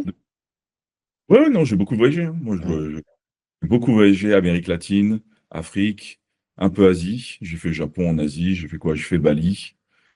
Qu'est-ce que j'ai fait d'autre? J'ai pas fait grand-chose en Asie en fait. Mais voilà, j'ai fait pas mal de continents. J'ai beaucoup fait l'Europe, j'ai beaucoup voyagé en Europe. J'ai fait les États-Unis, j'ai fait le Canada, j'ai fait Colombie, euh, j'ai fait République dominicaine. Bon bref, j'ai fait pas mal de pays dans ma vie. Et non, moi j'aime bien l'Europe, hein. L'Europe, malgré tous les problèmes qu'on a, ça reste un continent et une civilisation incroyable, si ce n'est la civilisation numéro un pour moi. Mais après ça, voilà, c'est une question de feeling en fait. C'est vraiment, il n'y a pas d'autre mot. C'est vraiment quelque chose de personnel. C'est un attachement. C'est un attachement personnel. Donc moi, c'est pour ça que je reste en Europe. Et c'est pour ça que je n'ai pas considéré Dubaï. Alors après, il y a d'autres questions aussi. C'est le coût de la vie, les mentalités. Moi, j'aime les pays authentiques. J'étais en Russie il n'y a pas longtemps. Tu vois, c'est un pays authentique. Les gens sont des patriotes. Moi, j'aime les patriotes en général. J'aime les gens qui aiment leur pays, qui aiment leur histoire. J'aime les gens qui connaissent leur histoire, qui vont pas juste remonter à la Seconde Guerre mondiale, parce qu'en France, on ne remonte plus qu'à la Seconde Guerre mondiale pour l'histoire. Si tu vas en Bulgarie, les gens connaissent l'histoire depuis l'an 800, tu vois. Et on parle d'un mec de 18 ans, 19 ans, tu vois. Donc il va être très très fier de son histoire et il va te l'expliquer son histoire. Moi, j'aime bien ça. C'est une vibe. Si je vais à Dubaï, personne ne va parler de l'histoire de Dubaï, tu vois. Simplement s'il n'y en a pas, tu vois. Donc voilà. Donc c'est différent. Moi ouais, j'aime bien les civilisations, quoi. J'aime bien l'histoire, j'aime bien ce genre de choses. Donc j'aime bien vivre dans des cultures enracinées, dans des endroits comme ça, quoi. Tu as des équivalents évidemment dans le monde, hein, je dis pas, hein, mais en Europe Mhm. c'est particulier. J'adore le Japon, tu vois. J'ai fait un mois au Japon il y a 2 ans. C'est exceptionnel le Japon. Leur histoire, leur mentalité, c'est une civilisation à part entière. Ils sont complètement différents de nous. C'est génial, c'est passionnant. Ce serait un pays où je pourrais vivre d'ailleurs, en Mhm. dehors pour te donner un exemple. Mais sinon, ouais, non, elle reste en Europe, c'est bien pour moi. J'aime beaucoup. Donc par rapport à Dubaï et par rapport au reste, oui. Donc voilà, c'est une question de culture. J'aime bien la culture ici. Après, tu as coût de la vie, facilité pour le business, toutes les choses comme ça, quoi. Donc c'est pour ça que j'ai choisi la Bulgarie. Et puis dernier point, je suis parti en période confinement et compagnie, et c'était un pays où il y avait beaucoup de liberté à l'époque. Donc voilà, ça faisait partie aussi des critères. Mais il y a d'autres critères, hein. Il y a des critères fiscaux évidemment. On va pas délégitimer la question. Tu sais, il y en a, ils ont honte de parler de ça. Je pense pas que tu en fasses partie. Mais Non, en Bulgarie, c'est loin de la taxation ultra-communiste française, tu vois. j'adore. Donc ça, c'est un choix 100% assumé. De toute façon, on est dans l'Union européenne, on respecte les lois. Moi, je vis en Bulgarie, donc je paye mes impôts en Bulgarie et je paierai jamais mes impôts en France. Ça, tu peux en être sûr. Nice. Donc, c'est pour ça que je me suis expatrié pour tout un tas de raisons. Donc, si on revient sur la Russie, Oui. qu'est-ce que tu allais faire en Russie? Qu'est-ce que tu vas faire dans cette dictature éclairée? Ben oui, voilà. C'est bien d'aller dans les endroits où on vous dit que c'est interdit d'aller, donc j'y suis allé. Et puis moi aussi, je travaille pour le média, donc on a la possibilité de faire des interviews. Donc on a pris cette chance-là et puis on est resté sur place. Et puis ça permet de redécouvrir. Enfin, j'étais déjà allé en fait, j'étais déjà allé l'année dernière. J'ai même Hmm. observé dernières élections il y a un an, où Vladimir Poutine a encore été élu. Et donc là, j'y suis retourné pour faire des interviews. Et je dirais même plus. Moi, je suis allé directement dans le Donbass, à 20 km de la ligne de front. Ah, Donc, j'ai c'est pas accessible? nucléaire. Hein? C'est accessible Non, facilement, c'est facilement accessible. non, non, tu peux pas y aller. Si toi, Guy, tu veux aller là-bas, tu ne peux pas. Non, moi, j'y suis allé en tant que journaliste accrédité pour couvrir, en fait, les événements. Ah, t'as une carte de presse? Moi, je suis journaliste, hein, j'ai une carte de presse. Ah, ça, je savais pas. Comment on a skippé ça? Oui, oui, bah, peut-être ça tombe sous le sens, ou je sais pas. Donc, moi, du coup, je suis entrepreneur, j'ai un média, mais je suis aussi journaliste. On couvre des choses, on est journaliste avec des cartes de presse et Mhm, on demande des accréditations pour couvrir certains événements. Donc là, moi, j'étais personnellement dans Donbass, à Donetsk, mhm, et puis à côté, Mariupol, à côté de Lugansk aussi. Donc, j'ai vu des bataillons russes. mhm, Pour les Russes aussi, voilà, j'ai vu pas mal de choses intéressantes. Je vais en faire un petit reportage là sur une de mes chaînes YouTube. GPTV Investigation.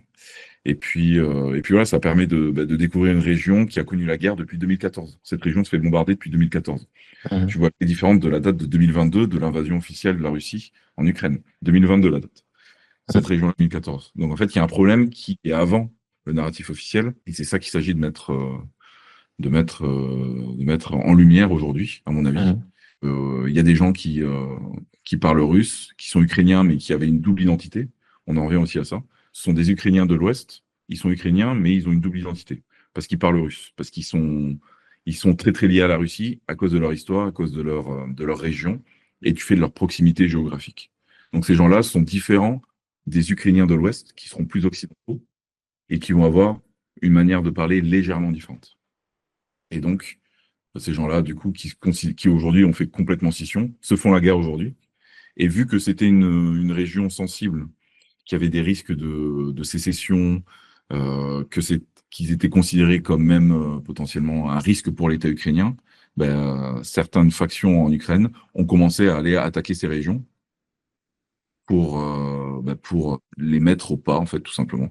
mhm, Et d'en avoir un contrôle un peu plus avancé, c'est-à-dire interdire la langue russe, interdire tout ce qui ressemble à la Russie là-bas, parce que l'affirmation de l'identité ukrainienne revient en force depuis le référendum sur la Crimée en 2014. C'est un pays sous tension depuis longtemps, hein, depuis la révolution orange de 2004. Il y a pas mal de révolutions qui ont été intentées parce que l'objectif de l'OTAN, c'est de faire basculer ce pays complètement dans le camp occidental, ce qui est le cas aujourd'hui. Mais la Russie, ils sont voisins, donc les tensions à la frontière, la Russie n'accepte pas ça. Et du coup, en 2022, au bout d'un moment, après des dizaines de milliers de morts dans l'est de l'Ukraine, elle est intervenue pour différentes raisons. Mais il y a une des raisons, c'est de protéger cette population-là, qui aujourd'hui est complètement russe. Ces gens-là ont des passeports russes, ces gens-là sont russes. Et je peux t'assurer que quand tu y vas, ces gens-là sont 100% russes. C'est même pas un débat. C'est-à-dire qu'ils refusent d'être intervenus. Et ils attendaient qu'elle intervienne plus tôt. Parce que la Russie a mis 10 ans, enfin a mis euh, 8 ans pour intervenir. mhm, Alors que voilà, se font bombarder. Bon, là, on dira que je fais peu de la Russie avec le narratif, de leur propagande, etc., etc. Mais bon, les choses, j'ai parlé à des gens, j'ai parlé à des jeunes filles, j'ai parlé à des gens de 18 ans qui n'ont vécu que la guerre. Là-bas, ils sont sous couvre-feu de 22 heures à 5 heures du matin. Ça fait 10 ans qu'ils sont sous couvre-feu. Il y a des gens, ils ont grandi sous couvre-feu. Il y a des gens, ils sont étudiants. Il y a des drones qui pètent à 6 minutes de chez eux, tu vois, qui pètent des maisons, tu vois, et avec des gens qui meurent, etc. Donc, tu vois, c'est être dans un pays en guerre, déjà, c'est une bonne expérience parce que tu relativises beaucoup, hein, sur la vie. mhm, Tu vois aussi qu'il y a des gens qui vivent normalement, alors que toi, tu es censé prendre de grands risques en allant là-bas. Des risques physiques parce que les bombes sont pas loin et la ligne de conflit n'est pas loin, mais également des risques juridiques parce que quand tu vas là-bas, tu es de facto considéré comme un sympathisant et du coup un mec qui valide la politique de Vladimir Poutine aujourd'hui en Russie. Et donc en fait, tu peux être un ennemi d'État dans le pays où tu résides. Par exemple, si un Français fait ce que j'ai fait, il a quand même des risques derrière. S'il revient en France, s'il a une fonction politique, il peut se faire virer. S'il a des fonctions dans une grande entreprise, il peut se faire virer, etc., etc. Donc c'est pas un truc complètement anodin non plus du point de vue de la politique. mhm. Il va être étiqueté de toutes les façons. T'es étiqueté et tu peux même être sous sanction. C'est-à-dire les Russes sont sous sanction internationale. Les Russes connus, ils sont sous sanction internationale, c'est-à-dire que leurs biens ont été confisqués leurs avoirs ont été gelés en Occident, en Europe, et ils ne peuvent plus détenir quoi que ce soit. Ils ne peuvent plus voyager d'ailleurs. Un Russe connu ne peut pas voyager. S'il est sous sanction, il ne peut pas voyager en Europe de l'Ouest. Ça peut arriver aussi à quelqu'un ressortissant d'un pays d'Europe de l'Ouest, hein. Il peut pas être interdit de territoire, mais en tout cas, il peut risquer la prison, il peut risquer des problèmes juridiques parce qu'il est allé dans un pays en guerre et il est allé soutenir un régime, soutenir un pays qui n'est pas soutenu par la France. Donc, si tu es Mhm. français, tu vas là-bas et qu'on te dit bah, tu soutiens le régime de Poutine, etc., bah, c'est pas la ligne officielle de la politique française aujourd'hui. Du coup, ça peut poser des problèmes. Donc voilà, différentes dimensions dans cet aspect, mais bon, voilà, moi je suis journaliste, donc j'ai fait mon métier de journaliste. Mhm. Dans d'autres zones de conflit, j'irai, ça pourrait être intéressant aussi. Mais ça, c'était une belle expérience de pouvoir couvrir ça. C'est la première fois de ma vie que je fais ça. Mhm. C'est top, on Que, a hâte de voir. Tu penses que ça peut être disponible quand? On pourrait peut-être mettre le lien en je pense qu'on description. n'a pas commencé le montage encore. On a encore beaucoup de travail sur d'autres montages vidéo. Mhm. Donc, d'ici un bon mois, ce sera potentiellement disponible. Ok, parfait. On va pousser ça. On a hâte de voir ça. Moi, je peux te donner mon sentiment personnel et vraiment, il n'y a pas de, je ne suis pas en capacité d'argumenter factuellement ce que je dis. C'est déjà de un, j'aime pas trop qu'on me prenne pour un connard, tu vois. Et j'ai souvent l'impression que dans ces débats politiques-là, ils parlent jamais du fond du problème, quoi. Donc, il y a d'autres problèmes de fond qu'ils ne mettent pas en avant parce que il faut pas que ce soit vu. Notamment, on l'a vu au moment où Trump a mis son nez dans le truc. Moi, j'avais jamais entendu parler des terres rares, tu vois. Donc, tu te rends compte que cette zone, c'est une zone stratégique, il y a plein d'enjeux financiers, il y a plein de trucs. Tu te dis, est-ce que peut-être le problème, il n'est pas beaucoup, beaucoup plus financier, stratégique, géopolitique que juste on veut pas que le temps se... Enfin, c'est vrai, on veut pas que le temps les Russes veulent pas que le temps se rapproche trop de leur territoire. Mais à part ça, quand même, il y a plus le temps. Franchement, je dis pas ça pour dénigrer l'Ukraine, mais avant que la guerre n'éclate, je savais même pas te situer l'Ukraine sur une carte. Et là, tu te rends compte que l'Ukraine, en fait, c'est littéralement l'un des greniers du monde. Ils produisent tout là-bas, quoi. Donc, je me Ouais, demande si est-ce que c'est pas un truc factice, et je dis ça vraiment, il n'y a pas de. Faut pas que les gens ils me prennent comme. Je peux pas justifier ce que je dis. J'essaie un petit peu d'écouter euh, les voix basses là. Est-ce qu'il n'y aurait pas d'autres enjeux en dehors de ce on nous présente en fait dans les médias, tu vois? Et ouais. c'est difficile de répondre à ça en tout cas parce que c'est pas totalement transparent. D'un côté comme de l'autre, hein. Je suis pas en train de dire que je sais pas pour dire que Et, tel est bien, tel est mauvais, tu vois. et le petit exposé que je t'ai donné là, j'ai très peu parlé des enjeux, mais il y en a plein des enjeux. Mais il y en a vraiment beaucoup. Il y a des enjeux pour accéder à la mer Noire, il y a des enjeux territoriaux, il y a des enjeux évidemment. Ouais, euh, tu regardes la Crimée là, on dirait que c'est l'épicentre de tout le commerce qui va se faire à l'international demain, quoi. C'est vraiment le carrefour, quoi. Ouais, ouais, non, c'était essentiel que la Russie, pour la Russie en tout cas, ils ont pris cette zone. C'était éminemment stratégique en termes purement géopolitiques et commercial, voire militaire. Donc non, non, là c'est de la géopolitique pure pour le coup, hein. Donc voilà, il y a plein d'enjeux. La Russie, tout n'est pas blanc chez eux. L'Ukraine non plus, hein. Donc c'est pas des pays sains, Mm, loin s'en faut. Donc ouais, ouais, effectivement, ce sont des sujets très compliqués. Et encore une fois, toi, tu mm, arrives à faire, tu ne connais pas ces gens. Tu sais pas un Russe, tu sais pas ce qu'il pense, un Ukrainien, tu sais pas ce qu'il pense. Ils te disent des trucs, ils te sortent peut-être ce qu'ils ont vu à la télé, t'en sais rien, tu vois. Donc c'est un travail de longue haleine d'essayer de comprendre spécifiquement qu'est-ce qui se passe là-bas, pourquoi. Et moi, je te dis, mon regard, il a pas vraiment changé, mais quand tu vois que des civils se sont fait bombarder par des mecs qui les jugeaient comme étrangers, alors que ils étaient de la même nationalité, ce sont les mêmes personnes, c'est une guerre civile en fait. Donc tu vois, quand tu vois ce genre de choses, tu te dis, donc il y a ces éléments-là, mais derrière en plus, il y a de la perspective à avoir. Ces gens-là sont dirigés par quelqu'un qui a un intérêt X ou Y, financier, géopolitique, politique. Et donc, voilà, analyser ça, bah, c'est ce qu'on fait sur la politique profonde, hein. On essaie d'analyser les sous-bassements de ce conflit, les avancées sur le terrain. Et effectivement, c'est multifactoriel. Comme tous les conflits, il y a énormément de dimensions à avoir. Et ouais, c'est pas simple, hein. Bon, on va pas faire le débat ici, mm, mais mm. on peut Yes. dire.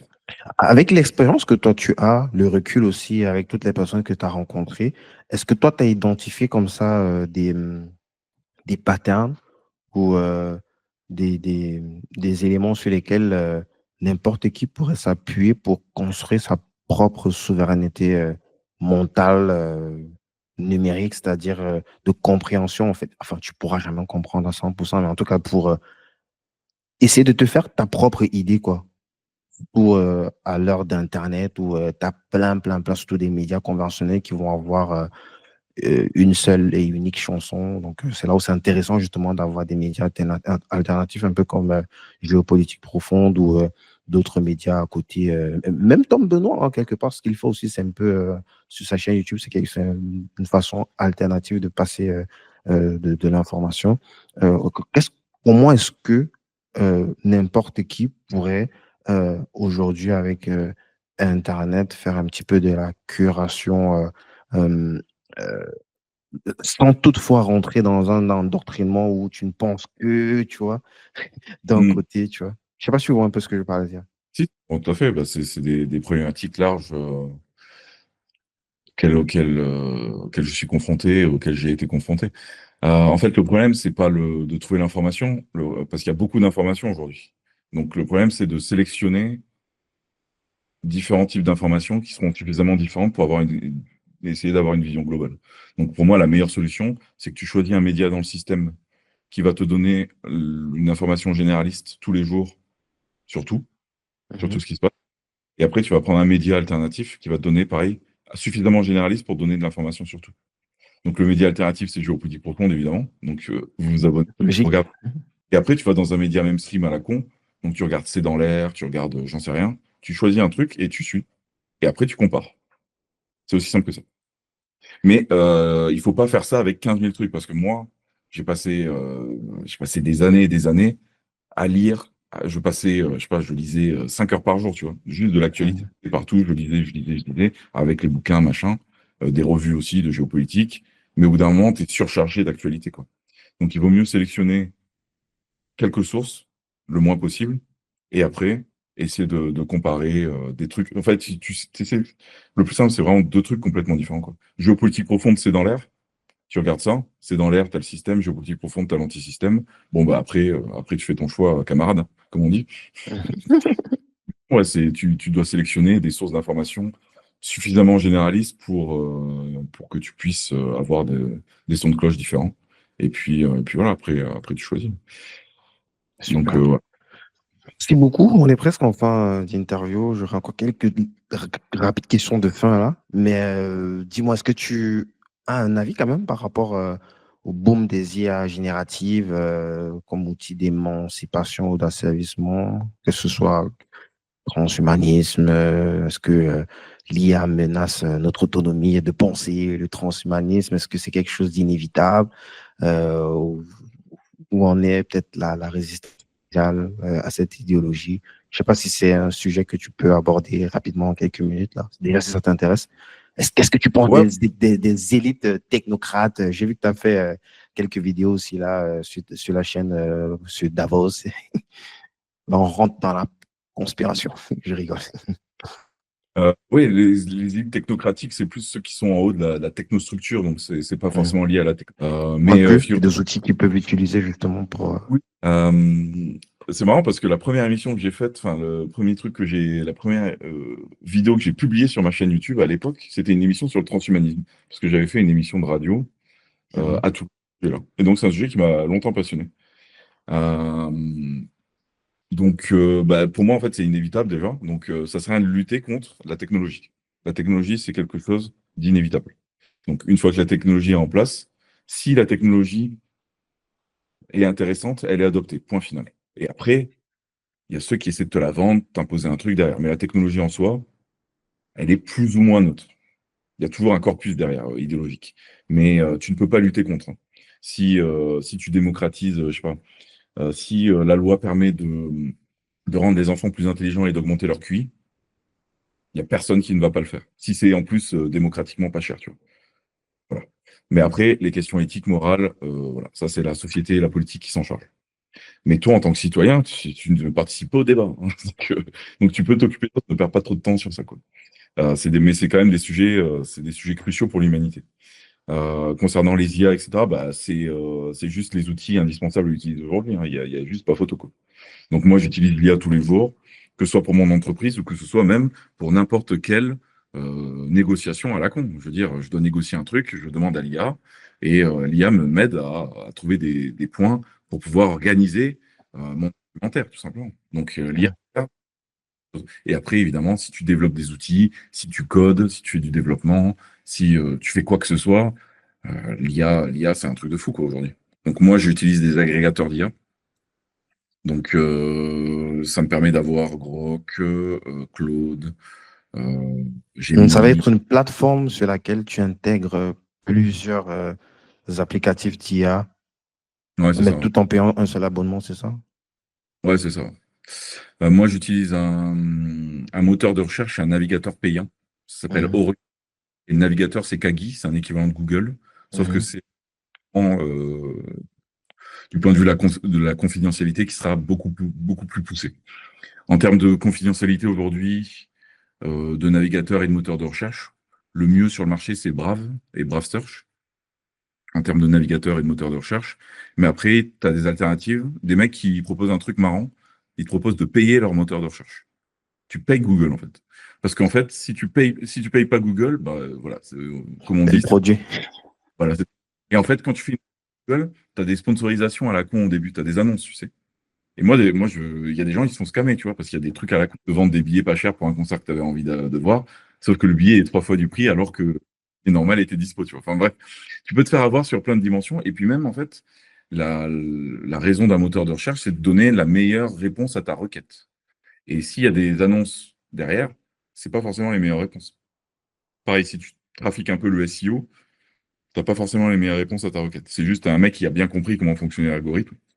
Et du coup, il va construire un article pour pouvoir monter dans Google.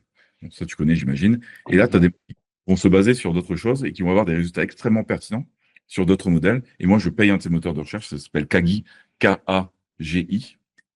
Et dans ce moteur de recherche, quand tu le payes, eh bien, tu as accès à toutes les IA en tant qu'assistant. C'est un assistant, et donc, en fait, tu as une page qui s'affiche, écrit où tu parles à ton micro, et puis tu utilises n'importe quel assistant, ChatGPT, Gemini, Mistral aussi, tu as Grok, tu as tout, en fait. Enfin, tu as tout. Tu as les principales, tu as même DeepSeek. DeepSeek, Mhm. voilà, qui avait cartonné il y a quelques mois. Donc voilà, ils mettent ça à jour tout le temps. Et donc, bah, je trouvais ça sympa en fait. Déjà, j'ai toutes les IA pour $300 l'année. Donc, je trouve ça bien, tu vois. Mhm. Et en plus, j'ai un moteur de recherche ultra confidentiel qui me permet de conserver mes données et qui me donne des résultats de recherche très pointus. Moi, j'ai tout testé, DuckDuckGo, Brave Search. Brave, j'aime beaucoup.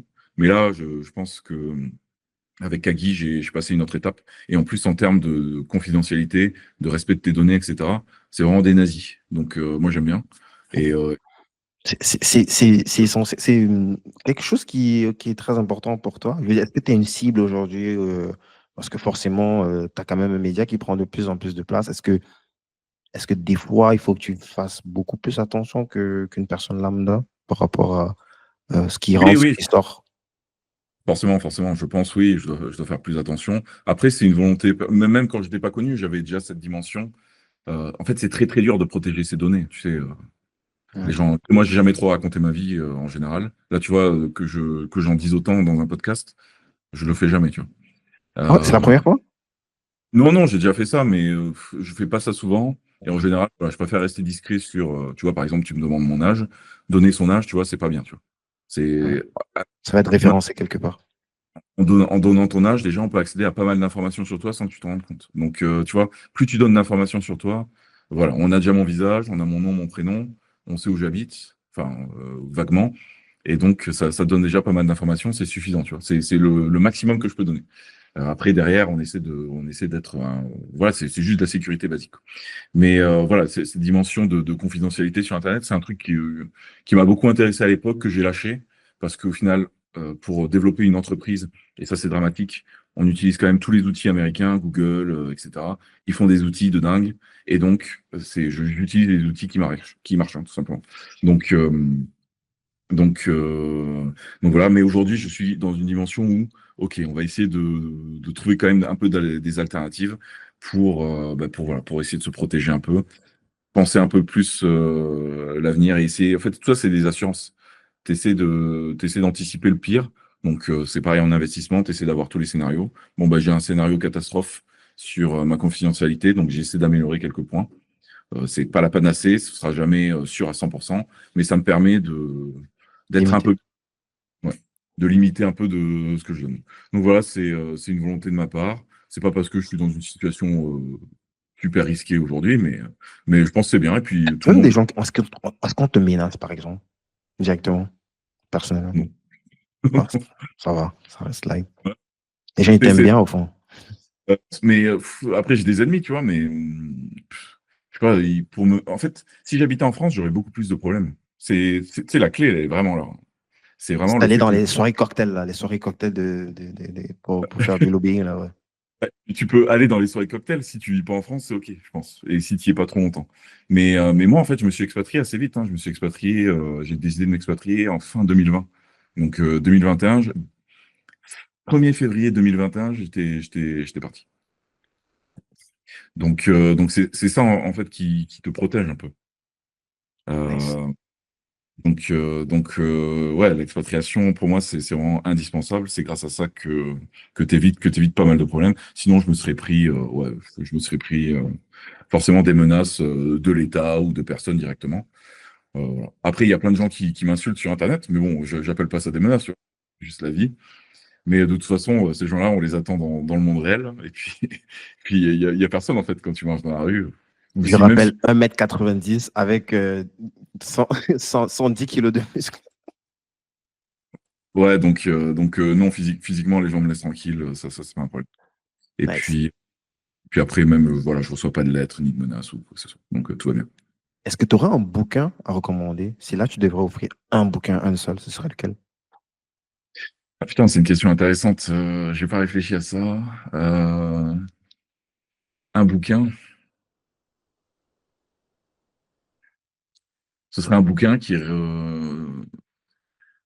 résumerait un peu la pensée de différents philosophes. Vous pouvez en trouver sur Amazon. J'ai pas un nom de bouquin, mais un bouquin qui résume la pensée de Schopenhauer, de Goethe, de différents philosophes comme ça, de Platon. C'est assez intéressant pour mieux comprendre le monde. Là, en ce moment, je lis ce genre de choses. Je lis pas mal de philo. Donc, j'aime beaucoup ce genre de trucs. Donc, essayer de trouver un bouquin, celui d'Alain de Benoît, par exemple. Bon, c'est un penseur connoté, mais c'est pas grave. Le bouquin s'appelle Ce que penser veut dire. C'est le titre du bouquin. Ce que penser veut dire. Et en fait, c'est Mhm. une de Freud, de Schopenhauer, de différents philosophes comme ça au cours du temps. Philosophe Freud, bon, c'est un psychanalyste, mais il y a une dimension aussi un peu philosophique. Mais bref, c'est un résumé en fait des grands penseurs de ces derniers siècles, des grands penseurs aussi de la civilisation occidentale, et qui te permettent de faire un tour d'horizon historique et philosophique, un peu de qui on est, d'où on vient, et au final, quelles sont les questions qu'on se pose fondamentalement, parce qu'à la fin des fins, c'est toujours la même chose en fait. C'est l'amour, c'est la morale, c'est la justesse, c'est peut-être la justice. C'est des questions en fait très très très basiques qu'on oublie souvent dans le train-train quotidien. Tu sais, tu t'occupes de ton business, tu t'occupes de tes trucs, mais tu oublies aussi, bah, tu fais ça pour quoi au final? Tu fais ça pour toi, pour ta famille, pour ton pays. Tu vois, il y a des choses qui se perdent comme ça un peu. Et revenir à l'histoire et à la philo, ça aide un peu. Donc voilà, essayez d'aller voir si vous aimez pas Alain de Benoît, ce que penser veut dire. Il y a plein d'alternatives sur Amazon pour aller trouver un bouquin qui synthétise les grands penseurs philosophiques. C'est des bouquins qui peuvent être plus ou moins longs. Donc il y a de tout format. Donc j'invite à aller lire ce genre de livre. Complètement.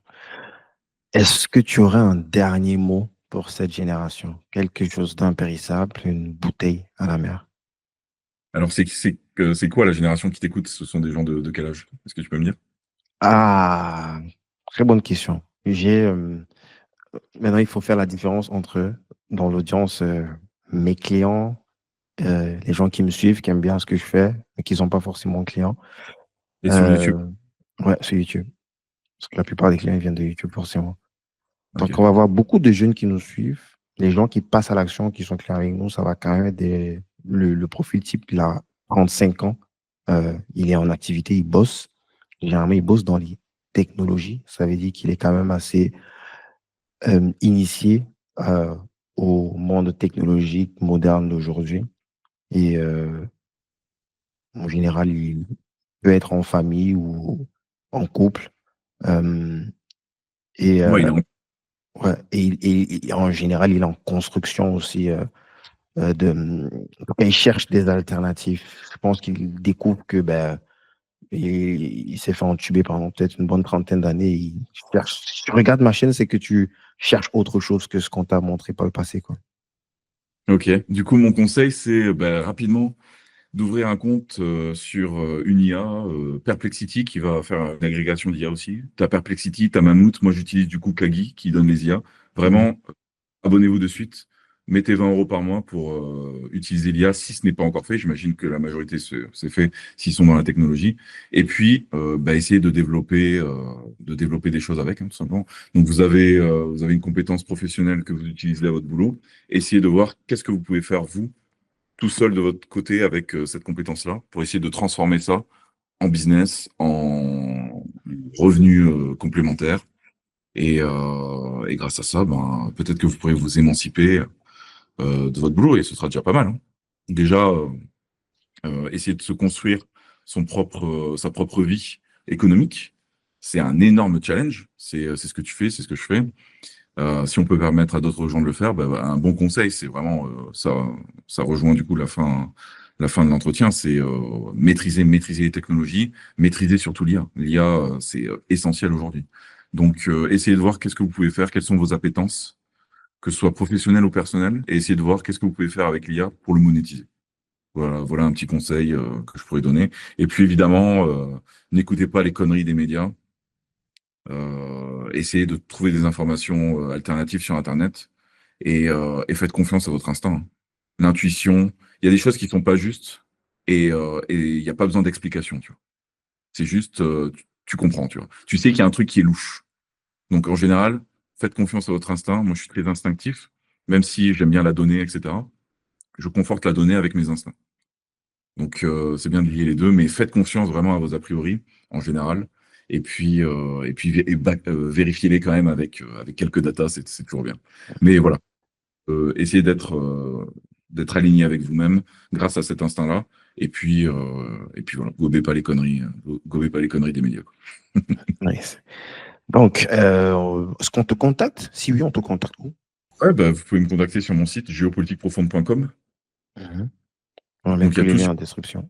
il y a la chaîne YouTube, il y a les vidéos, il y a les articles, il y a la revue, il y a, en fait, voilà, le site centralise tout simplement. Il y a tous les réseaux sociaux, donc le mieux c'est d'aller sur le site et puis de regarder les articles, les vidéos. Voilà, il y a une rubrique contact, donc vous n'hésitez pas. Pour finir, mon cher Franck, ce podcast s'appelle Débrouillard. C'est quoi pour toi un débrouillard? Un débrouillard, ça me correspond pas mal, hein. Un débrouillard, c'est un gars qui essaie de s'en sortir par lui-même, c'est-à-dire que il a peut-être pas tout eu, ça a peut-être pas été simple. Il essaie de trouver des solutions dans un monde qui ne lui correspond pas vraiment. Moi, c'était un peu mon cas. Je ne me suis pas vraiment senti à ma place dans plein de situations. Et j'ai essayé de trouver des solutions, de me construire mon propre truc, ma propre barque. Donc, un débrouillard, c'est ça. C'est un mec qui va se lever et qui va essayer de trouver des solutions pour pouvoir s'en sortir, pour créer un business, pour trouver une femme. J'en sais rien, c'est quoi votre problématique actuellement. Mais si vous avez une grosse problématique, faites le débrouillard, allez chercher des informations sur Internet. Et au bout d'un moment, vous allez trouver le bon truc pour arriver à vos fins. Donc, que ce soit pour toutes vos problématiques, je pense que c'est bien adapté à tout le monde. Et n'oubliez pas que tout est gratuit sur Internet. Tout. Les PDF, les livres, etc. Vous pouvez tout trouver gratuitement. Il n'y a aucune excuse aujourd'hui pour ne pas se former sur tous les sujets. Nice. Merci beaucoup, mon cher Franck. Merci pour ta transparence, pour ton parcours inspirant, ta vision. Euh, Si cet épisode vous a remué, partagé une vérité ou simplement donné matière à réflexion, alors Franck il a fait son travail, quoi. Bon, merci encore, Franck, pour cette plongée sans fil dans la face cachée du monde, parce qu'on a évoqué plein de sujets localement en France, mais aussi à l'international. Merci aussi à vous, chers auditeurs, continuez de vous abonner, de liker, de partager autour de vous. Et aussi, allez sur la chaîne de Franck, Géopolitique Profonde. Soyez des sceptiques intelligents. Le but, c'est pas de gober tout ce qu'il dit ou tout ce que moi je dis, c'est d'aller regarder un ensemble d'informations alternatives qui sortent un petit peu du carcan de la matrice habituelle et faites-vous votre propre idée, quoi. Merci encore. À bientôt. Merci. À Ciao. bientôt.